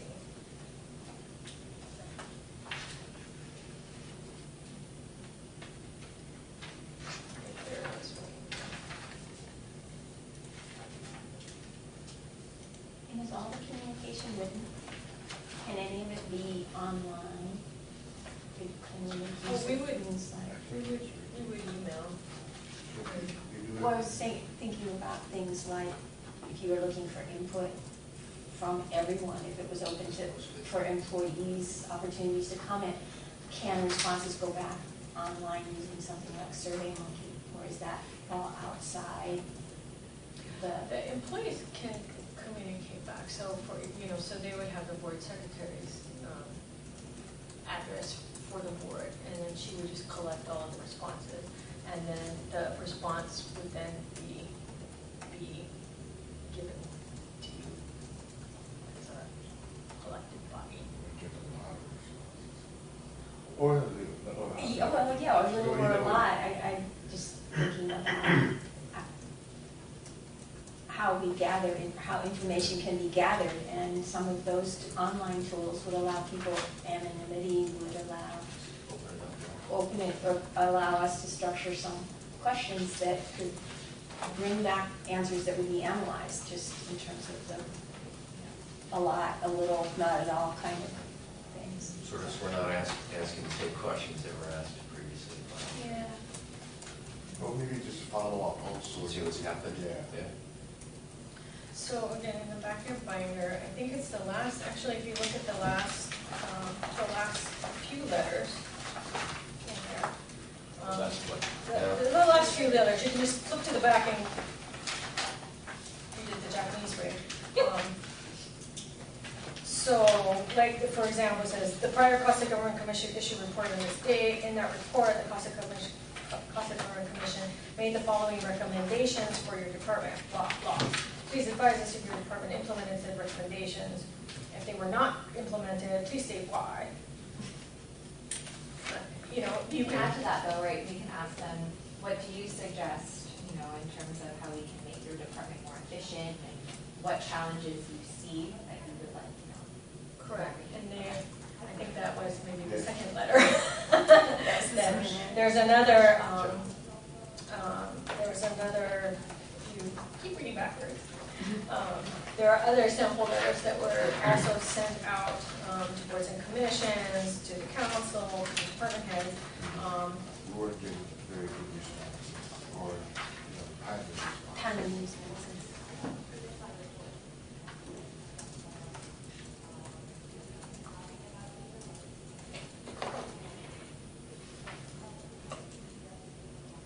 So, yeah, you just.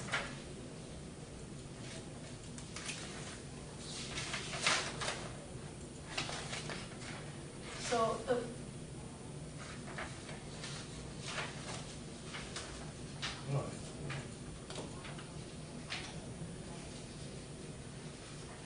So, write your job, study and investigate all of these things, and determine what changes may be desirable to accomplish the policy. And the policy is to limit expenditures, right? Eliminate duplication, consolidate, and abolish. And so, with those four things, you can suggest, ask, what are your recommendations regarding this? I think the last class of government spent a lot of time on trying to figure out what were the essential services.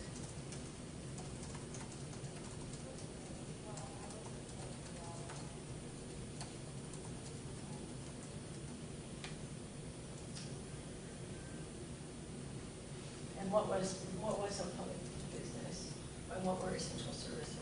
So the first part of the report, they kind of really got into that. So there,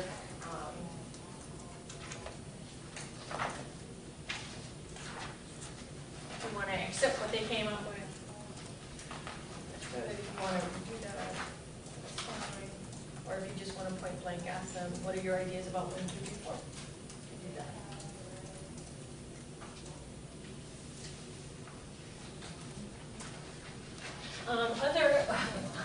Other things too, is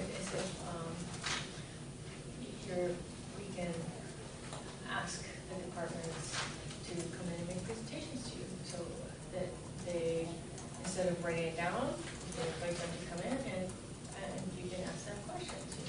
So what do you do? What do you spend time doing that?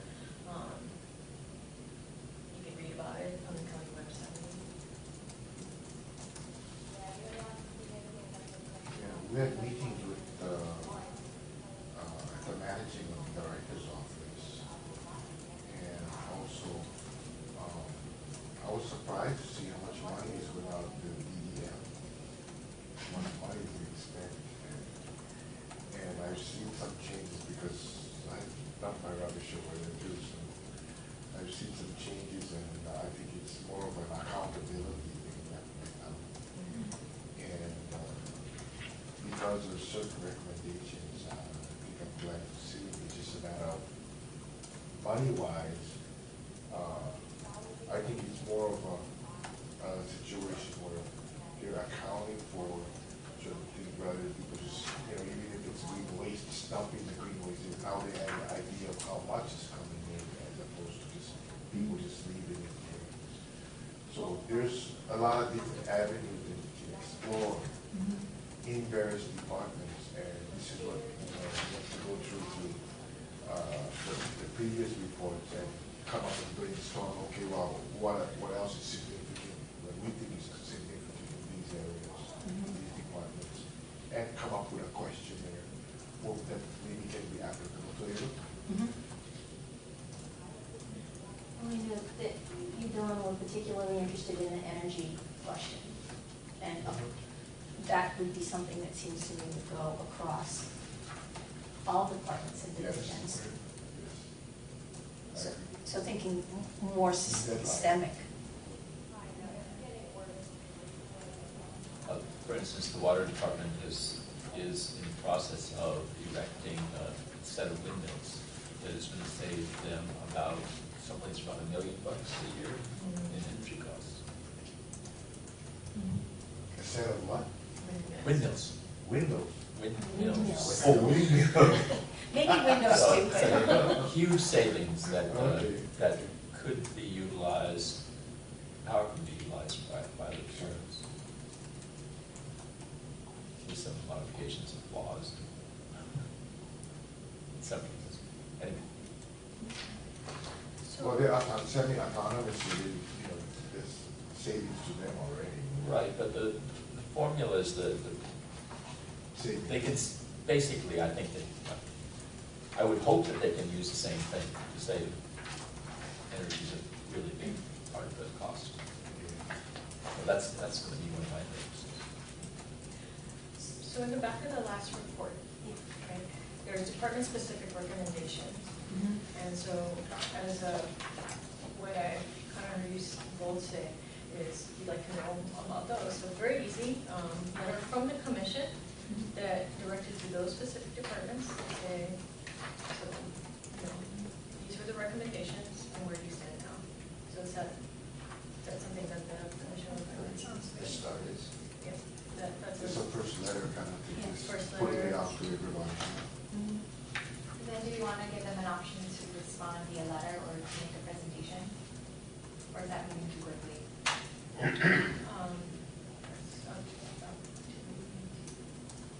Because how many meetings do we have? Like 20, right? Or, yeah, 21 months.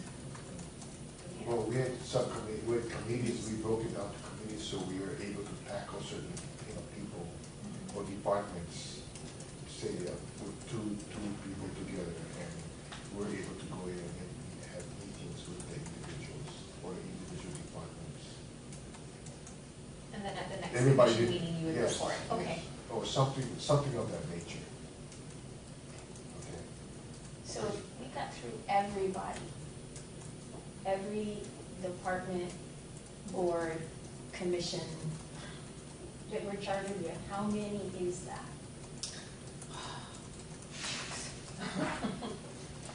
I mean, it's at least, About how many? Yeah, is it Don't have to about be maybe exact. 20? No. Not that many. No. or more. We have about 22 meetings and 10 agencies, so we have about 2 meetings per, about 22 total meetings. There's 10 agencies. And I think we're responsible for more than that.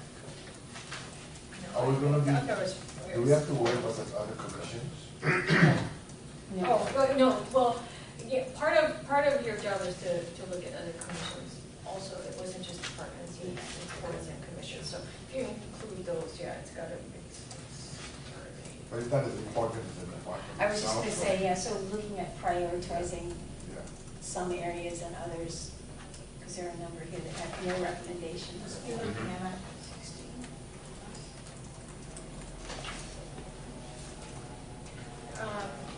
Not if you include the board.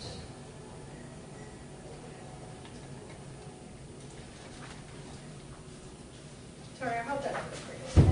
Next time, I thought they kind of. So since you actually have some experience on this committee, in terms of some things that worked or didn't work, if you were, hindsight is always so wonderful. If you are coming at it again, what things do you think were really effective for your particular commission? And what things might you think could be more effective if they were changed over? Well, what I didn't really, what we waited a long time for is responses from various departments, because everybody wasn't as timely, to respond on a timely basis. So we had to wait and schedule people, call them up, or actually go out and have meetings with them, because for whatever reason it was, they didn't respond. So we had to send out second letters and all that kind of stuff. So I think maybe that might be the stumbling block initially. So to me, the first, if we send out any letter, the first letter that would go out would be something of a generic letter where we just basically, hey, this is what we're doing, this is what we want to do, this is our concerns, okay, maybe they can respond to that and we can still send them out something more specific to their particular department. Because you want to send out a generic letter. Am I on base with that, Bob? And I think I heard you say people also came and talked to the group? Yeah. They can't come, that's why we said, you can have the whole department or whatever, or their representatives come over, whether it be Nancy Crawford herself or whoever representative, yeah. And speak on a particular subject that we would want us have knowledge about before she comes in, because she just gives us an insight, oversight of what she does. Yeah. But now hopefully we're going to get a more insight of what the finance department does, and now we're going to be able to send questions or at least ask her questions about specific things that we'll be able to get some responses. Right? And all the departments is not going to be able to come. I can tell you that already.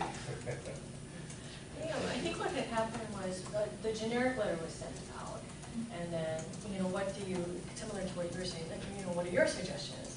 And then when the responses came in, the commission wanted some follow-up, wanted to discuss it, the written response, and further, and then invited the department in at that point, and say, well, why did you see this, and why is that, why are you suggesting this, and why is it working now? So you could do it that way too. It will take a few meetings to get there, because then you're waiting for the written response to come back.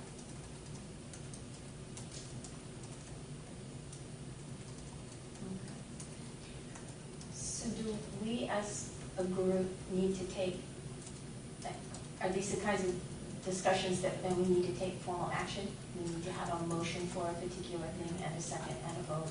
Yeah, I would ask, so I think you kind of sort of unofficially agreed that you wanted to, one letter was what did you do with the recommendations of the last class of government? So if someone wants to make a motion, the motion would be, move the commission send a letter to all of the departments that had department-specific recommendations, and then the chair of the office to sign that letter. So moved. Motion, I'll second that. Does that approach work for everyone though? Yes. Do you think I that that's think a good so. starting point for I us to think be so. able to do that? I wanted to ask Glenn, the generic letter, probably don't recall, would be nice to have a copy of it. It's in your binder. It should be. In the back? It's in the back. The It's a sample sampler? letter. The sampler? That's Yeah, what the it is? sample letter, so there were Okay, different letters. Okay, I was wondering if it was, yeah. Yeah, there are different letters, they did give the notice to all employees. Yeah, they did send it. I think what we did was, this letter went out with paycheck.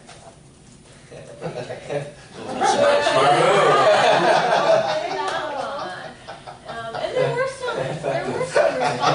I don't believe there were very many. Yeah. Did they have to mail in their response, or were they given the option of, doing it I'm online? not sure. Let's see. No, they could have emailed it in. Yeah. Okay, yeah. Yeah, and some of them, we said it could be anonymous, if they had some suggestions. That's right. Right, and then, Yeah. and that, Get better responses. well, yeah, More- but it more- was more also, candid ones. yeah, but then you also get some that Guys that just want to roast. vent Yeah. about their supervisor or something, you get those too. So why don't we do the both? The letter to be sent is to ask generic and ask for the response on the last one. Yeah, I guess I think if we're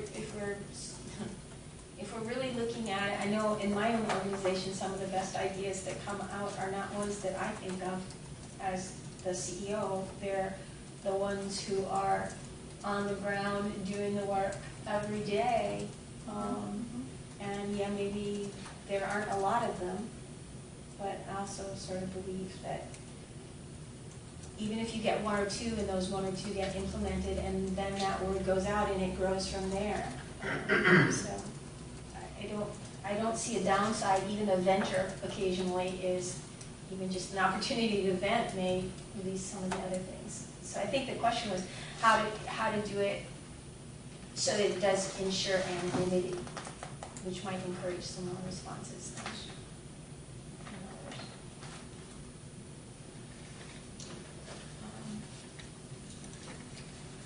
So if it comes, I'm trying to think of the ways that don't make it just overwhelming for Jen also. That was why I asked if it was possible to do anything that would collect online responses that didn't take, now I have to take this fax or this email and I have to cut and paste or transcribe or put it into some other document. If there's another method that could allow that information. Jen can do anything. Oh, okay. Yeah, I'm sure that there would be a way.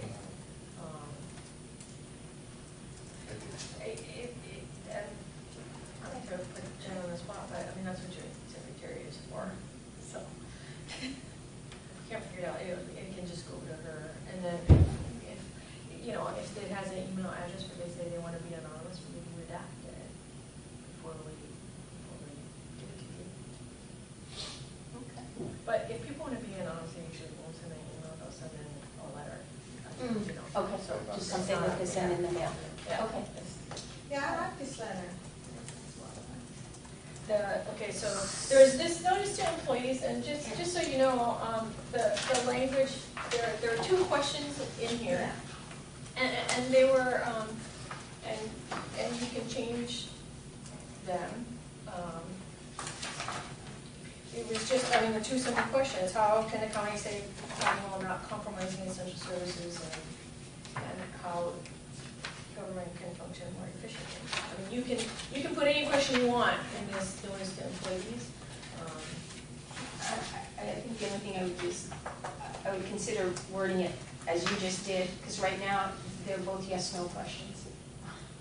Do you have any ideas? Yes. Well, more open-ended as possible. Yeah. So if the question, I think the rest of it reads fine for me. I would like it to go out to all employees, to make sure that everyone else, how everybody else feels about that. Sure.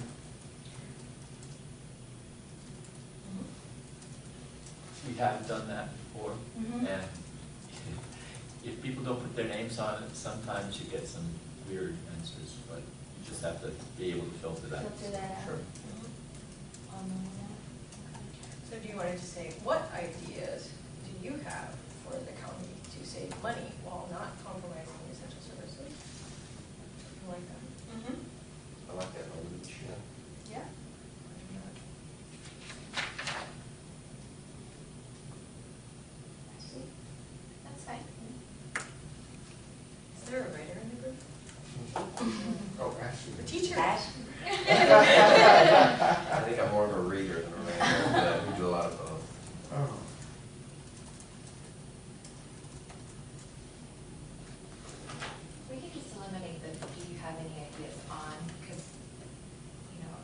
questions prior to that asks for input, so just going into how can the county save money.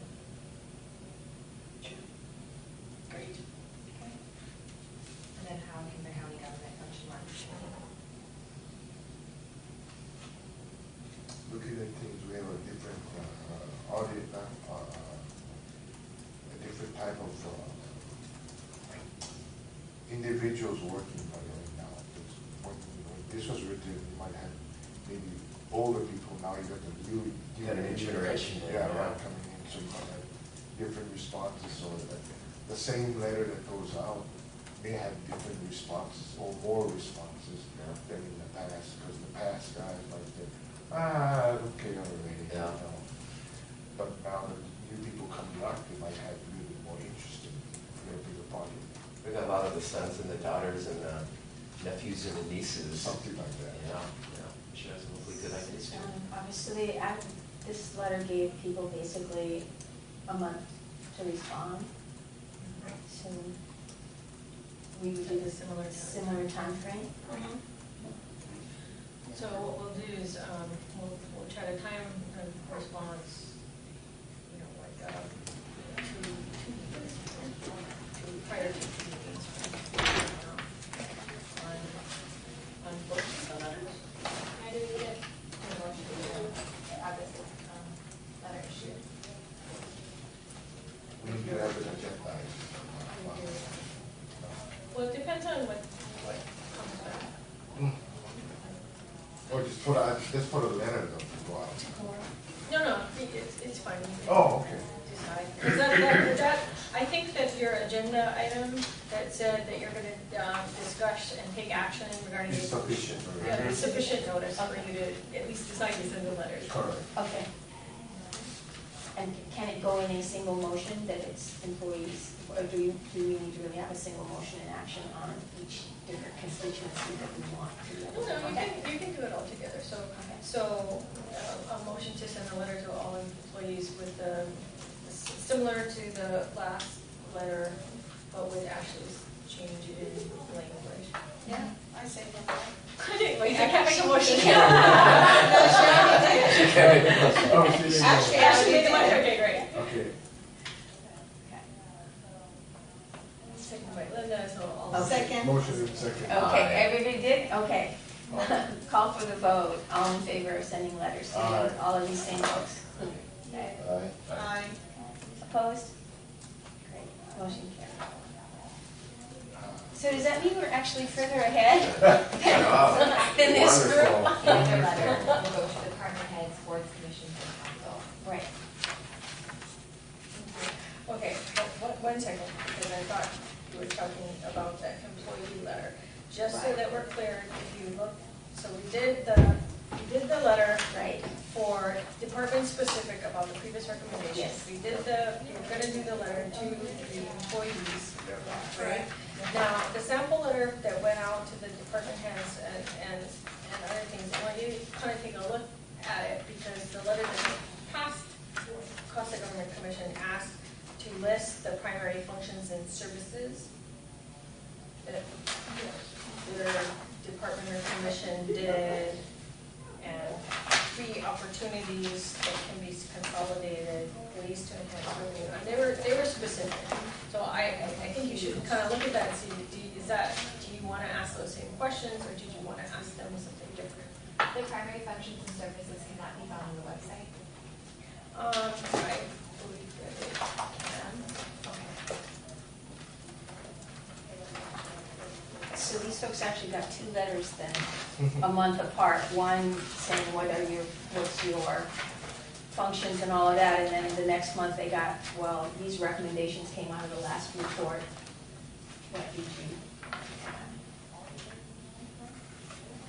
Is it possible to combine them, to do a letter to the department heads that says these are the recommendations out of the last report, and we would appreciate your comments about what you may have implemented or not, and then in addition to that, ask them some variation of these other questions so that they're not getting a bunch of paper from us? Sure, you can. Not all of the departments got recommendations though.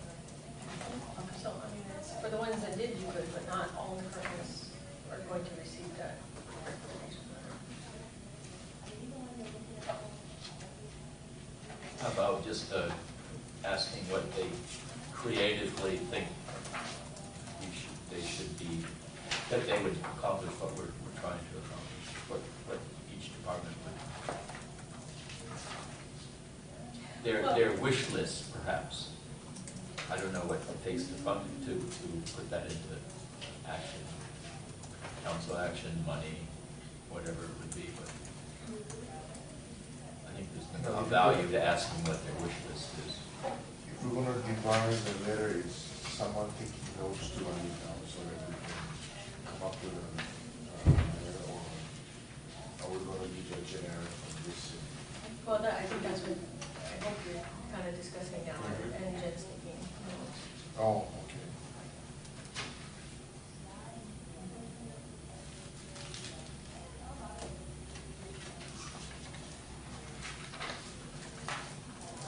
Well, just looking at the sample letter to the department heads, I don't know, Ashley, if you're referring to that, that we can probably go online and look what their primary functions and services are. So that's something that I will look at, take the time to answer, so that number one.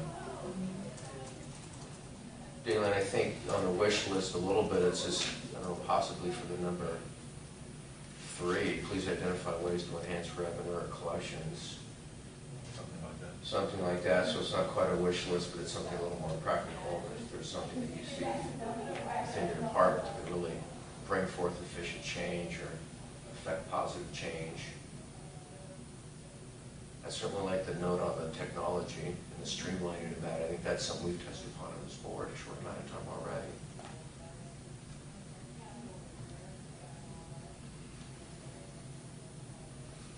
So I think we can clean it up and get it into one page.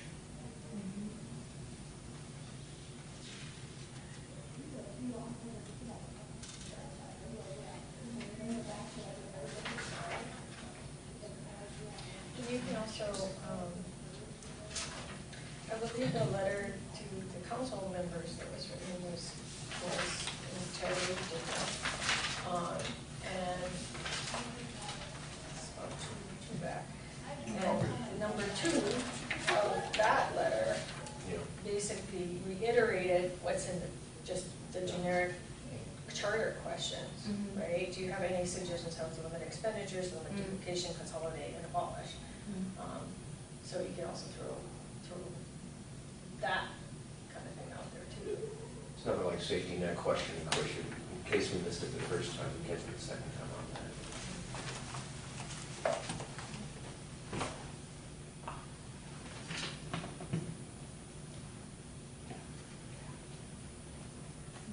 So I guess getting back to the department head letter. Can we include 2 through 5 in addition to recommendations if there were any from the last report? So it all goes in a single letter. Yeah, that's space in one.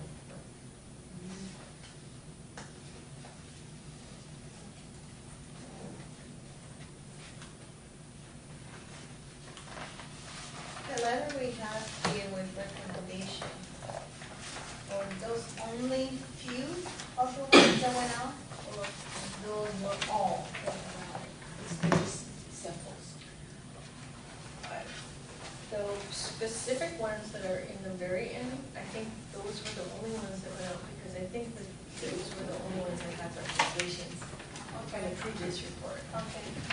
So basically, we don't, which department had recommendation by these letters? That would be for the previous report. So this entire document that you have, from the 2000, looks like this, the report of the 2010. Okay. So if you turn to page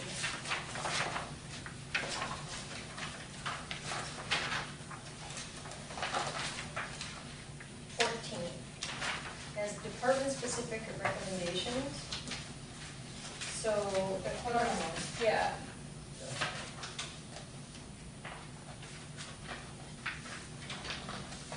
Hello. Okay. Yeah, there were 11, so county clerk,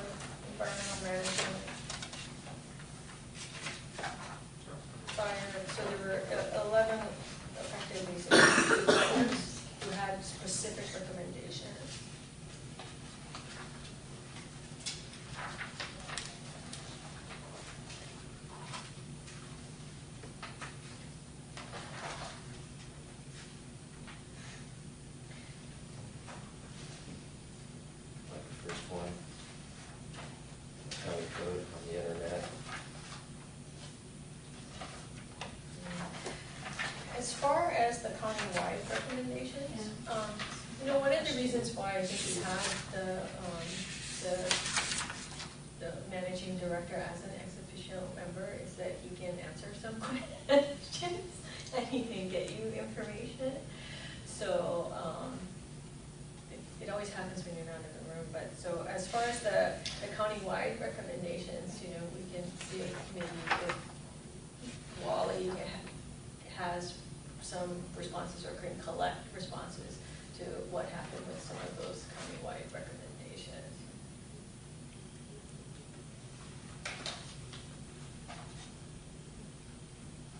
So And then there's, he might have to, and then he can send us his own letter to get the answers to the countywide. Glenn, you mentioned there was a difficulty of getting reply back, knowing the department that have been made, that were made recommendations. Do you think it would be easier to have the representation, the person that was addressed to, have and explained to? I mean, do you think we'll have a better reply, a better response? Well, a lot of it is scheduling also, yeah. Because we are limited as to how many, like John was mentioning, how many meetings we have. So we have a time constraint, so that's why it went out the way it did. Whether we're gonna get some response, I don't know how good a response we're gonna get, but in that situation, to have them come over here and take the time off to come over here and to have a discussion with us, I don't know how feasible that is gonna be as far as for our purposes to get the particular job, because we're gonna take to me, it's gonna probably take up the entire week just to have one department, as opposed to having, say, committees and individuals going out there. So that's what the subcommittees were created, I think so. to something like that. I believe so. yeah, I like that approach. It's the best use of time, being that we only have 11 months to get everything done. And we should be using the time where we're meeting to talk about what was found in these investigations of the different departments. And then as a group, after we analyze that information, we can come up with our recommendations. I think that although the subcommittee can meet with these identities, these people, that they can also give in writing, so we don't want to be changing the language or what they're saying, coming to the meeting, reporting to the members, to the commission. You know, you may want to get something, when we meet with them, we say, okay, give us in one page a summary of your implementation of the recommendation that were done, and have a short discussion, because when the subcommittee will come to our group, we don't want to be changing anything to our own interpretation, but keep exactly the transition of bringing clarification to maybe a one-page. Well, I'm not saying, we will not have any participation from the departments. All I'm saying is that by separating it amongst us, we can still accomplish this, and even Right. if we speak to I them, agree then with they can that. still come down Yeah. and speak to us. I think it's more efficient, right. But, Because otherwise, we will just be waiting for responses and that's it, right. bottom line. Well, I guess my question is to the group. If we decide to do subcommittees and go to these identities that were sent recommendation, I think what we want to be consistent and transparency, not left on to our own interpretation, is to maybe have a one-page summary from them on their letterhead, and just get a little bit of clarification, so when we meet, we have something to share, but not just kind of just a clarification of what they already written on their one-page summary. What does everybody think about that?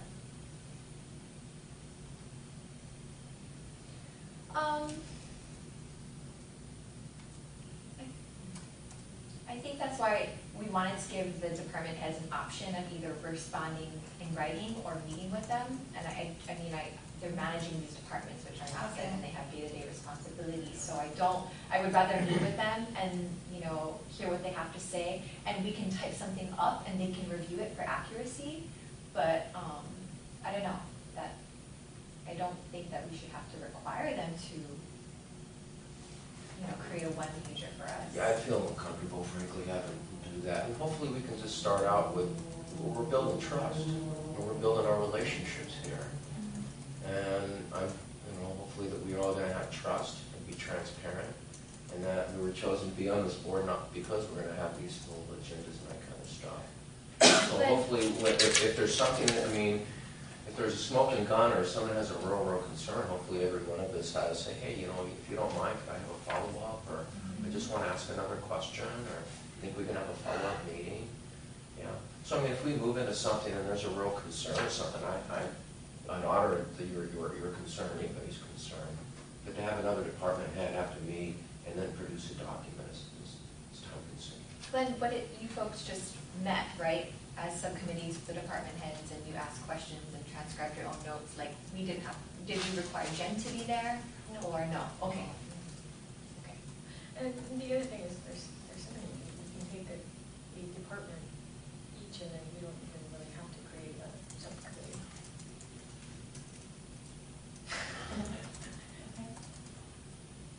Going back to this letter, I think we ought to just keep it simple. And if our charge is to do these 4 things, limit, eliminate, consolidate, abolish, we should just tell them that, and not reword it. This is our charge, this is our commission, and this is what we need to find out from them. Mhm. And then be real simple. Then our job is just to do this, right? Mhm. So are you suggesting then across all of the letters, including to the department head, or? To me, if that's our Yeah. job, Mhm. we should just do the scope of our job, which is part of that's 4 things, right? Right. That's on the sample letter to the Right. council members. So Yeah, it's we dropped exact- the idea of asking them what they've done with the last Yes. recommendation. So we're asking them to do our job. No, but we don't know if We don't know Yeah. if we don't. we don't know if they took any of those recommendations and actually implemented them, which is why we're asking them. Some of them have not replied, but we have implemented some of them, right? But some of it has been implemented. In the past, for the recommendations that were made in 2010, 2011, actually, you don't know. We don't So know. there's one, so there is gonna, what you motioned for was at least a letter going out, what did you do about the past ones? And then Yeah. when you going future, I think what you're talking about, right, is the generic letter that's gonna go to all of the departments. Yeah. Yeah. In the future. Now, what is your report gonna look like? Right, this Yes. commission's Right. report, what is that gonna look like? I have a plan already. We've been going a long time, did you wanna? No, I'm good, no, I'm good, I'm good on. Well, I don't know whoever put meters, I think it's over the 2-hour limit, so they think. It's 11:25. Yeah. Okay. So, and we have this room until 1 o'clock. Maybe And how much outpatient. more than that? I agree with Doug. I like the simplicity. We already got 2 letters going out. One is asking what they've done about the recommendation on these people that got a recommendation. The second one is the employee, and the 3rd letter could be really cut, simple, and just ask those 4 questions. I agree with Doug. I think that's, simplicity is usually what Works best. works the best. So you're saying that we should eliminate asking them about, okay, I didn't say eliminate, we already are doing, we got 2 letters going out, correct? one to the employees, one to department heads. That's what we voted on, right? Mhm. Okay.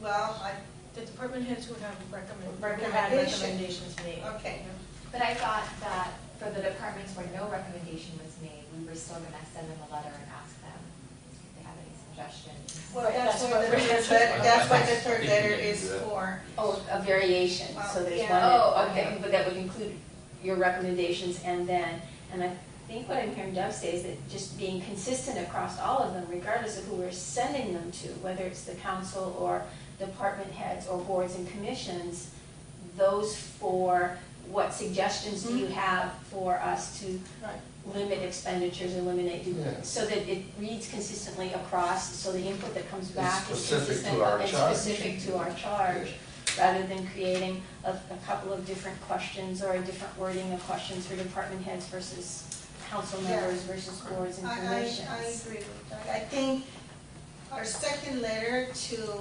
all the head department and the committee to, to explain if they have implemented, it's already done, so we don't need to ask the other the same question if they didn't get a recommendation, but just ask those four simple questions. I think that hits right on it.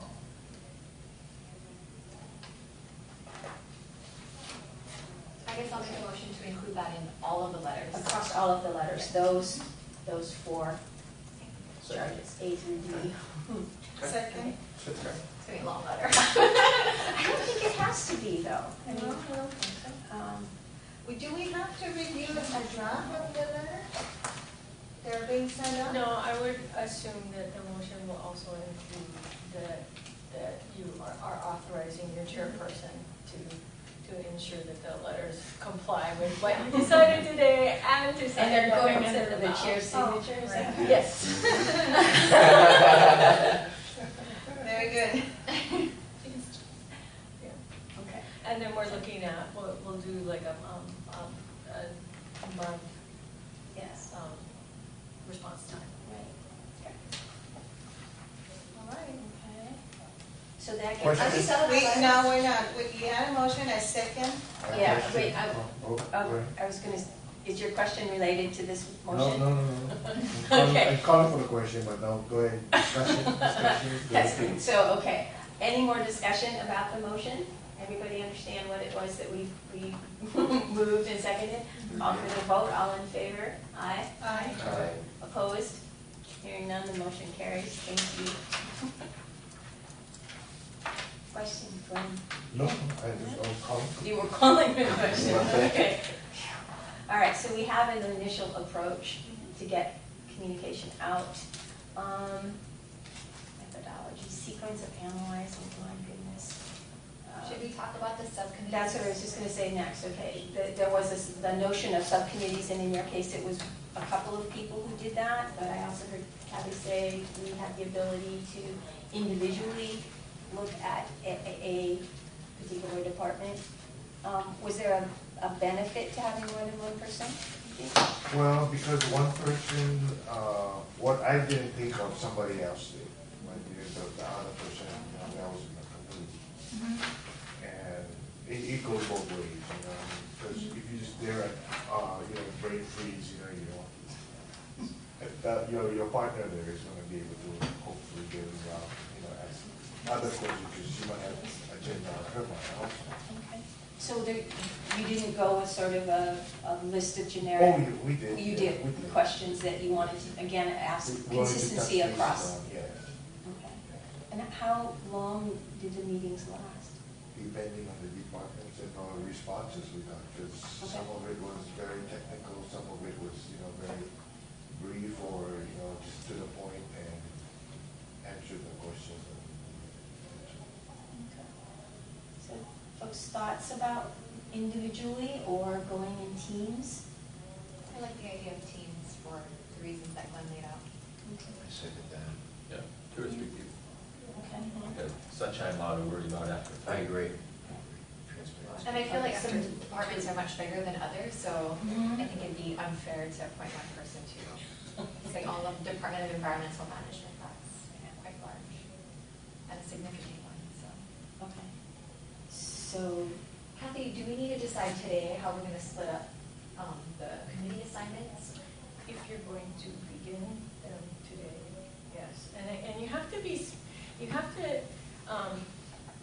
you need to be specific about what you're going to do. I mean, what are you going to ask them? What are you hoping to gain? What's the point, right? I mean, so that you are coming back with the information that the others are expecting you to, so. So can we discuss that at the next meeting? That's what I was just gonna say, Yeah. can we go away from this meeting if we've agreed that we think we wanna do it in teams? And we know kind of what our charter was and we've decided to be simplified. Can we come back to the next meeting in 2 weeks with what our thought might be for those questions in general? And then where we have maybe a particular interest? Is everybody has In an terms idea, of- okay, well, let's do this, when Right. we come to the next meeting. And come out of that meeting then with an action step and the identification of departments? Let me ask a technical question for the people in the subcommittee that go to these agencies and ask questions. Can it be recorded and audio recorded and passed on to Jenny for typing a summary? Can we record those conversations with department heads? Is that the question? That's the question?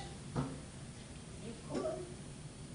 With permission, I'm presuming. No, not everyone will like that. I will, Yeah, I'm sure How they they will would respond. okay, yeah, I will go with the majority, but, well, to do that is one thing, and to have an individual just openly just say things, whatever they're thinking, to be recorded is an entirely different monologue, so. But I will still go along with the majority on the question. But no, this was just a question, but I can see your point, which I haven't talked about it. That's where two heads better than one.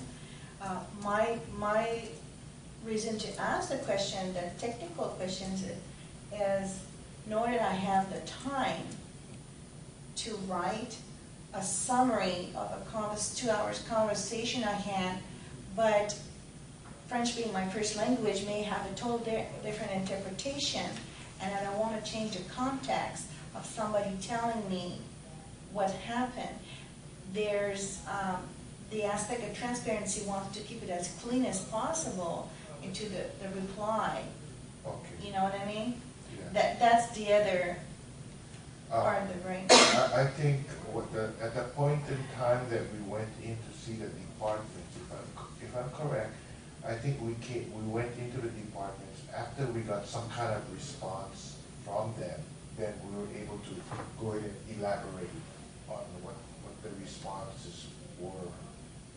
I don't think we went in like, okay, next month let's go and interview so and so, because a lot of it depended on the time availability also. Let me ask this question, is subcommittee, have they actually turned in a report to the group, to the commission, or it was just all verbal? The report, which report you talking about? The conversation, the meeting with the head of It department? was all just verbal because we had something to go by or go on, work on. Meaning this was your responses, just by based on responses, we had questions in our mind. What did the response say, or we would have another question come up and we'd ask them the question. So I think Linda is wanting to know is, because if we're gonna break up into these subcommittees, should we be responsible for producing a write-up for the rest of the commissioners so that, we're not just verbally reaccounting what happened, that there's something in paper that we can take away to digest and to analyze and then to work off of. So that's basically the question, if it was transpired into a written document, or it was just telling verbally by notes and memory of what the conversation happened.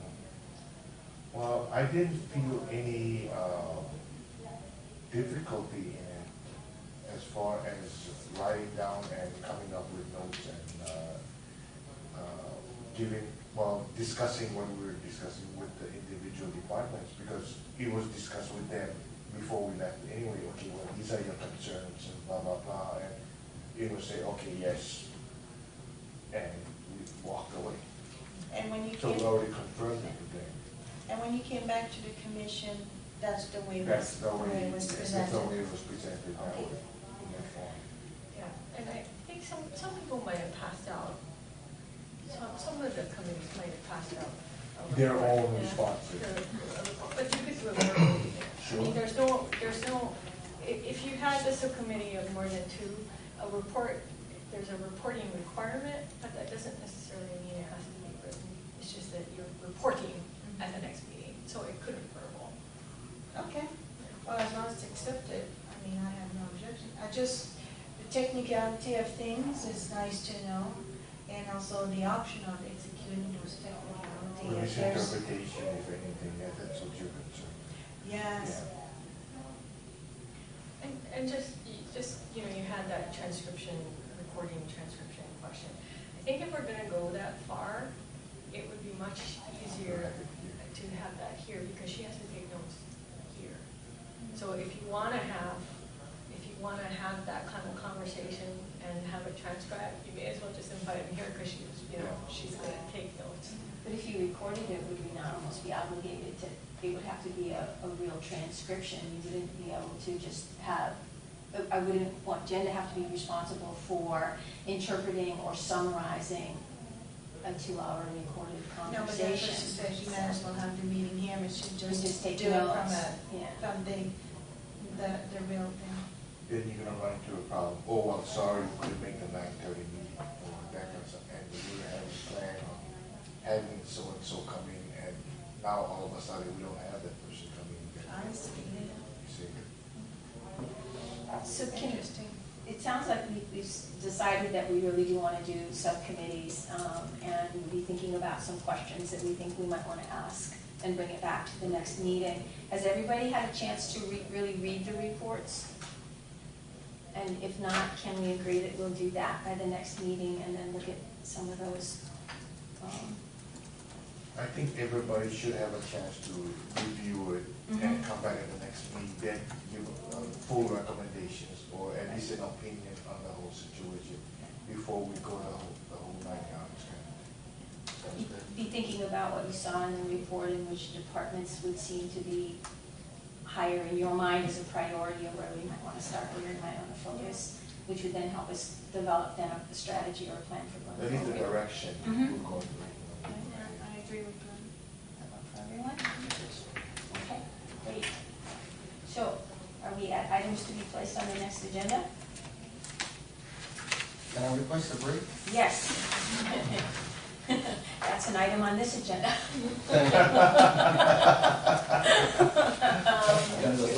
Like 5 minutes? 5 minutes work? Okay. And if anyone needs parking glasses to put in their cars. I do. I just need them back at the end of the Play meeting. this, John? Thank you. What committee, then our committees are identifying our committees. Great. Okay. So one of the agenda items would be discussion, Ray, past reports. Yes, past reports. The past, the immediate, or all of them? Not all of them? I think that Just might be Just interesting. Fran, that's Oh, all. you think so? Well, maybe we can review the past one, but then we can, go over the older one, but then bring up any questions we might have on the older one. I'll just agenda it all. No, Yeah, just end, just like first all, one and is what, just 3 discuss what pages? we want to discuss. Like that, you just added. That's good. Okay, Okay, so discussion past reports. past reports, okay, and then moving into our assignment or action on subcommittees. Okay. Are we gonna get copies of the letters that went out? Yes. We will, we'll have it with your next packet. I mean, depending on how long it takes Dave to get them out. It should be fine. The employee one, since it's gonna go with the payroll, we'll have the form, but, Yeah, you went out with the payroll, right? yeah, so whenever the next Okay. payroll. Would you like something generic, like number 9 again? Yes, Please. I would, I do that. So we'll just always have that number 9. And then, Yep. Okay. Now, is there any department that if you would like to do a presentation, we can invite them. If you give, I think the last commission they said, these are, 3 that we for sure would like to hear, even if they're just coming and giving you a generic report. We can, if we have if you gave us more than one, we could see if one of them can come at the next meeting. wanted. That's, What's it called, the Energy Advisory? DEM, that department would be good. No, well, not department, the, yeah, it's Cross sort of department. an hoc, yeah, energy advisory. Energy Advisory, but I guess they're active again. That would be one that I think is. It's cross-departmental.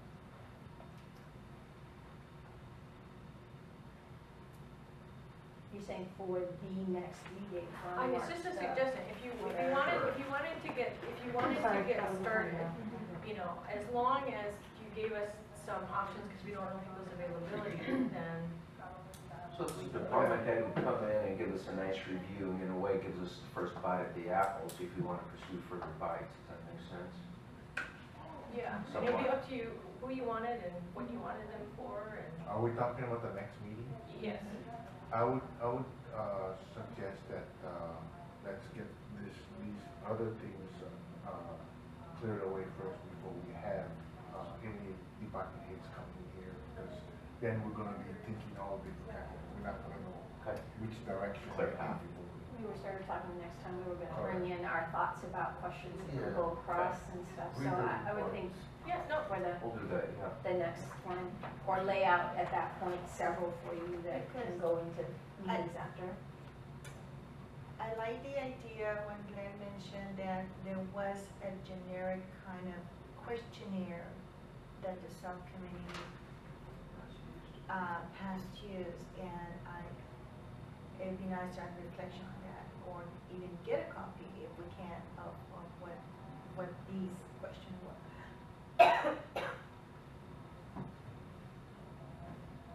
So there's a copy of those sample questions still floating around there. No, it's basically the questions that were asked. It's embedded with It's that just- Yeah, it's response. just a matter of, we got some responses, then we worked on that. Yeah.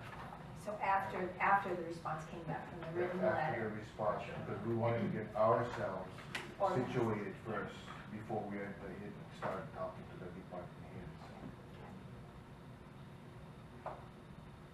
Because we may be getting reply already by the next meeting. Hopefully, that's good. If we do, I'm very happy, that's There you go. good. well, we'll just put on, you know, something.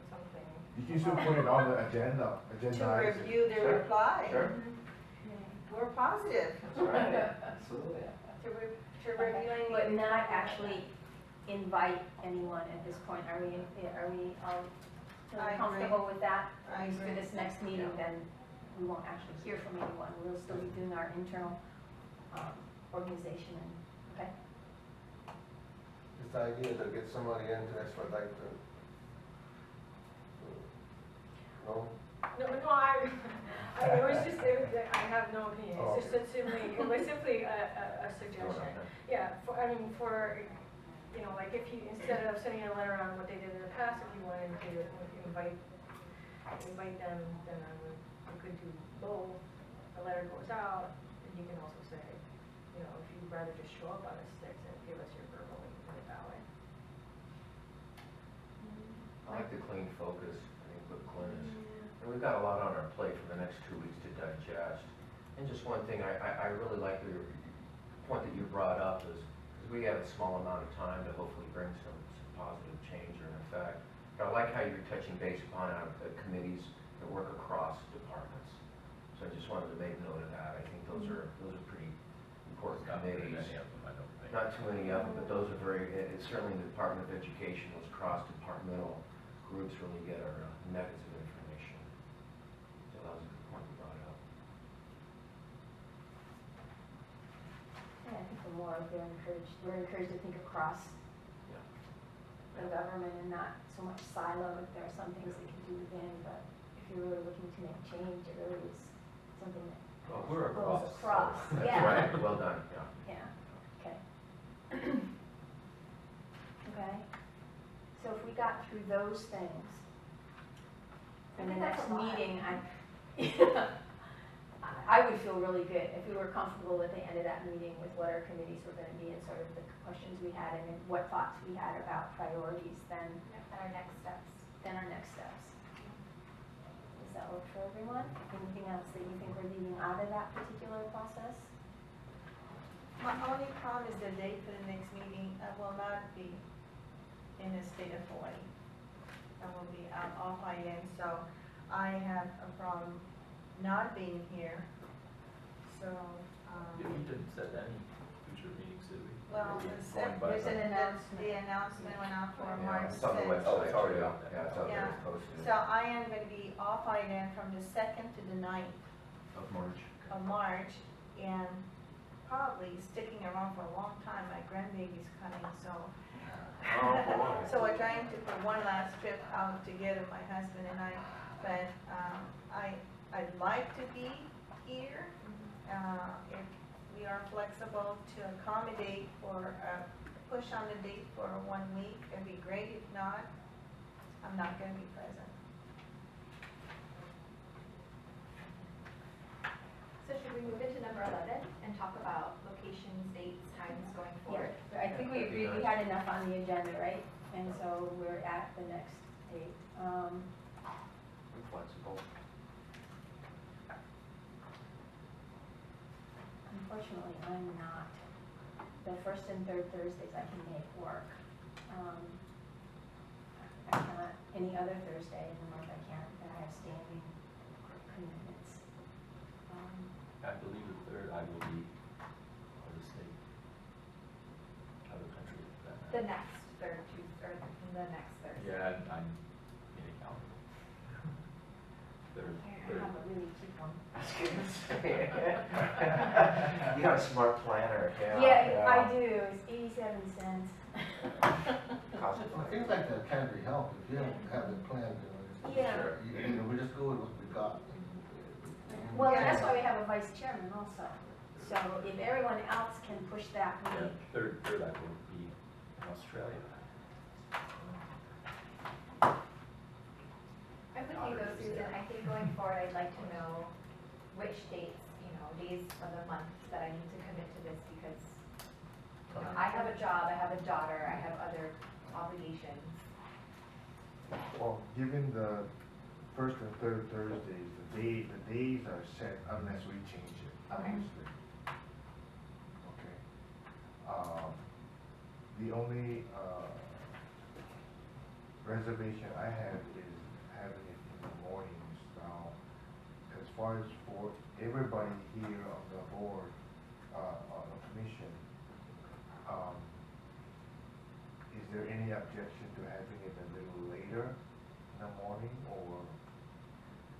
I'm just trying to feel everybody out here. I mean, this is just me. I I'd rather do afternoons like you, Yeah. just because I actually have standing morning meetings every Thursday, so I had to miss this one and I was hoping to see. I mean, I think, Susan, you work, others have jobs, so the afternoon is better for everyone. I'd like to move it to them.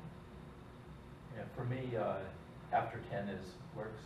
I got my delivery sitting on my truck outside because I need 3 hours. That's three. That's three. Yeah, I I'm don't fine know. with afternoon too. I mean. Oh, can it be done in the afternoon? Oh, okay. I didn't know whether that might be an option. In general, we don't know how long they last. I would not really agree to drive back in the dark, but if we can start, Say at 1 o'clock. yeah, not too late. Well, I think 1 that- o'clock and we're traveling from Kona side. John, I think that so brings I us- got a daughter too. I think that brings us to Yeah. video conferencing, and taking advantage of technology where we can. I'm game for that. So I will be flexible. I want to work with all of you, and I want to see if we can accommodate you.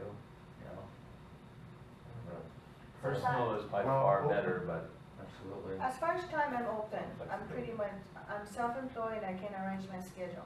It's just a traveling commitment. It's the 6th, will be off by then. Other than that, for the rest of the calendar year, I'm fine. So, time of day, I'm agreeable on whatever works for everybody. How about you? I don't object to afternoons. I'm kind of trying to figure out though. I would be able, if it were an afternoon and it could be like at 1, but any later than that, it gets difficult for me. Well, I think today's meeting is gonna be probably the longest meeting we're gonna have. Okay? Probably, the next one is gonna be more of our work meeting kind of thing. Today we're just going over what our duties and our functions and all that kind of stuff, but the next meeting, we're gonna sort of get our, foot wet in the whole thing. And hopefully, the meetings are not gonna last this long. Can we say that we all Very want to often. have meetings last no more than 2.5 hours? It's completely and totally up. What do you guys It's up to think? them. As a general rule, you know. Well, I think if we agree that we'll do our homework and we'll come in prepared to be able to have discussion and action, and I'm certainly willing to kind of hold us to task as can. And the agenda is gonna be out, and we're gonna be having the minutes already, so we're gonna prepare ourselves before we come here. Okay, so your minutes are gonna probably, it's the month, so it'll be 2 meetings, yeah. Oh, So 2 we'll have- meetings, okay. Yeah. Okay. I keep looking at There's Jenny. her eyes. Her eyes are Oh, popping out. Okay, so then we have a couple of things. Afternoon seems to be able to work for folks. Sounds At like one? early General, afternoon, yes. earlier- 1 o'clock. Earlier afternoon, does that work? If So we we're gonna bring be able you to in meet by on- video conference Are we or? gonna be able to meet on Kona side once in a while Yeah. too? Yeah, we can, Oh, but we no, gotta we- arrange it with whoever. Right. Because Why it's don't not you give for us, one of us to no, drive why all don't the you time. give us a chance to explore, say, what venues are open from 1 o'clock, to 2 o'clock, because I don't know, 1 to 4, and by video conferencing with the Westway Civic Center and Summer and Hilo. Yeah, well, she's in Waimea. I live in Kona. I work in Waimea, so I'll kind follow up to it, the Civic Center, and see what we can I'm grab hold of. there. I'm right nearby the school, so we'll check out. They have their system, the council has a system in Waimea. Yeah, well, that's what I was just gonna say. I mean, I live in Kona. I work in Waimea so I'm halfway no matter where we meet, but could occasionally the group meet in Waimea, which would be equal traveling distance for everyone. No, yeah. Good places to eat in Waimea. Right. I'll make plenty for you. Okay, so we could explore that. It is. Do you want, but would video conferencing be optimal, or for, I don't know that it's ever optimal, but it's sometimes practical for everybody's kind of lives. The only question, you said if we lose the connection, regardless, then the meeting is done. Has that occurred very often? Technology, we're But not. if we can't video conference, we could obviously get a phone in here and continue the meeting. We just need audio, right? you need the audio?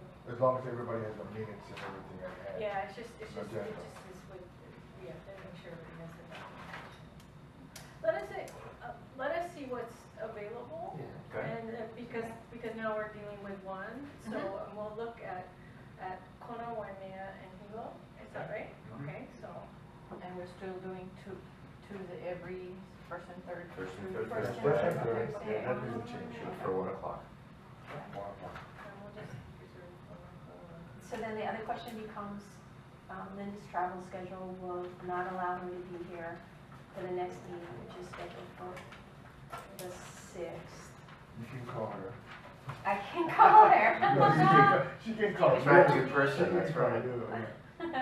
Sunshine. And you can't vote by proxy either. You can't say, Right, okay, yeah. so I want to do this on this. Okay. All right.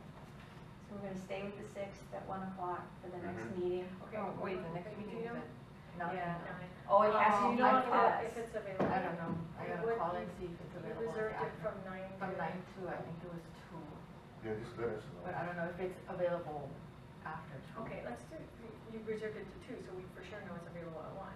Yeah, but I don't know how much longer after that. If somebody comes in at 2, Right then after. that Oh, leaves us an hour. Okay. Let's, but let's change it to 1, so when we get to the announcements, change it to 1, and if there's a problem with that site, we'll let you know.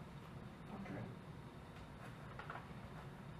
So we move the meeting to afternoon on the 6th? I think Is that's, that Well, what? yeah, Is that what tell we me. is going forward. Oh. That's what we're talking Okay, about, that's what we're if talking that about. can work for everyone. She's gonna check. And that would be, I'm good. I want your life, Doug. I'll only get up at 4:30 in the morning. I got up early anyway. I have only one concern for March 6th. If you're gonna do the subcommittee, I don't wanna be the last person walking in and just get, you know, that I do not know and say, you're being given these. You know, I do wanna voice my opinion. That's only my concern. Not being here, do wanna participate, do wanna be assigned with subcommittee, but, would like to know. Linda, what if after you review all the information, maybe you can email Susan, the chair, and let her know what your thoughts are? And then she can share it with the group, and in your thoughts, you can include, you know, what departments you might want to. You'd be interested. That's Actually, actually right go to. right now, yeah, also right now, or is there something that you're interested I in? was just, yeah. Is there a particular Any area, particular like we know that department Dylan's really or area? interested in energy and sustainability, is there a particular? No, I haven't really, anything have raised, but I'm sure after reviewing in more detail, because I really glazed through this document, I know they'll come up. So just call her with your, you know, your Well, if you interest. just, if you're just talking about a subcommittee or department that you're interested That should be okay, in, yeah. and if that's all it is, it'd probably just be I was better gonna if you go just. to if you Jen, just- is it? yeah. Not,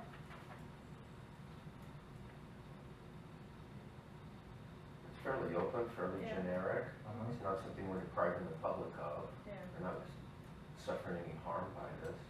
Yeah, no, I mean, it's just that when you start to get into all of the, you know, your thoughts and feelings about this, and then, you know, she can't say, well, Linda said, Linda wants to control, but, you know, But As far I as can call she- them, I mean, I could call them.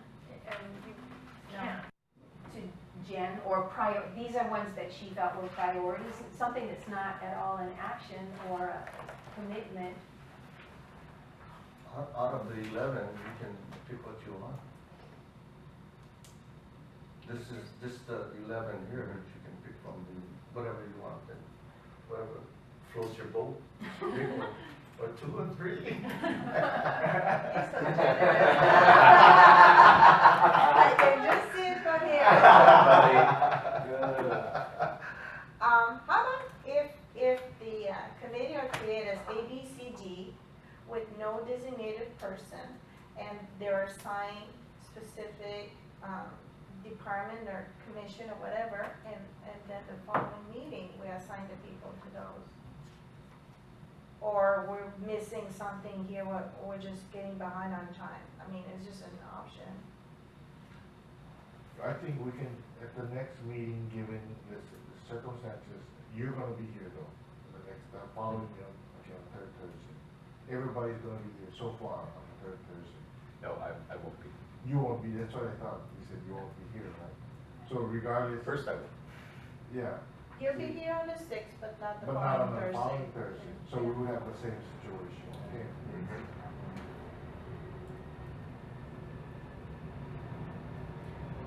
Or I think we just not, you could not be assigned a committee and then jump in. To jump in with any other committee or pick a, you know, pick one on yourself or the other two people, I don't know. I don't know that we'd be You so know, far along at the yeah. end of that next meeting That's that we correct. could not, if it came back and someone had, say I had chosen human resources and you were to decide that that was one that you really were interested in, there's nothing that says I would not defer to you because of that interest. I think there's more than enough for all of us to be able to be active in. So it's not that you're left out kind of thing, I mean, you know. Or the last I was on to assign anything. The last four. Your judge ran into a recorder. You know, I'm Doug's gonna sign all kind of stuff. He's gonna make all kind of motion, yeah. No problem. So does that feel Perfectly fine. comfortable for Yeah. you then? Oh, yeah, Okay. perfectly fine. So we have committed ourselves to the 6th at 1 o'clock venue. No, it'll Provided, or you'll find a it'll venue be for here, us. and Okay. we'll assume that we can use this, and if not, we'll let you know. Okay. We'll let you know. All right. Thank you, everybody, for accommodating me. No, really, I appreciate it. Is there food involved with this? No, you're big rules. Wait, this is being tape recorded, no. Actually, no. That's all right, that's fine. Okay. I knew the candy was something. So sweet. I And so know. so I will also leave 11 on the agenda too, and we'll report back to you what kinds of availability. Video Availability conferencing, or yeah. video conferencing. Yeah. Capability. Okay. Are there any other announcements that we need to make, or are we limited to announcements in terms of only what's on the agenda? So that we understand. Yeah, basically, you need to only discuss things that are On the on the On the agenda. agenda. Okay.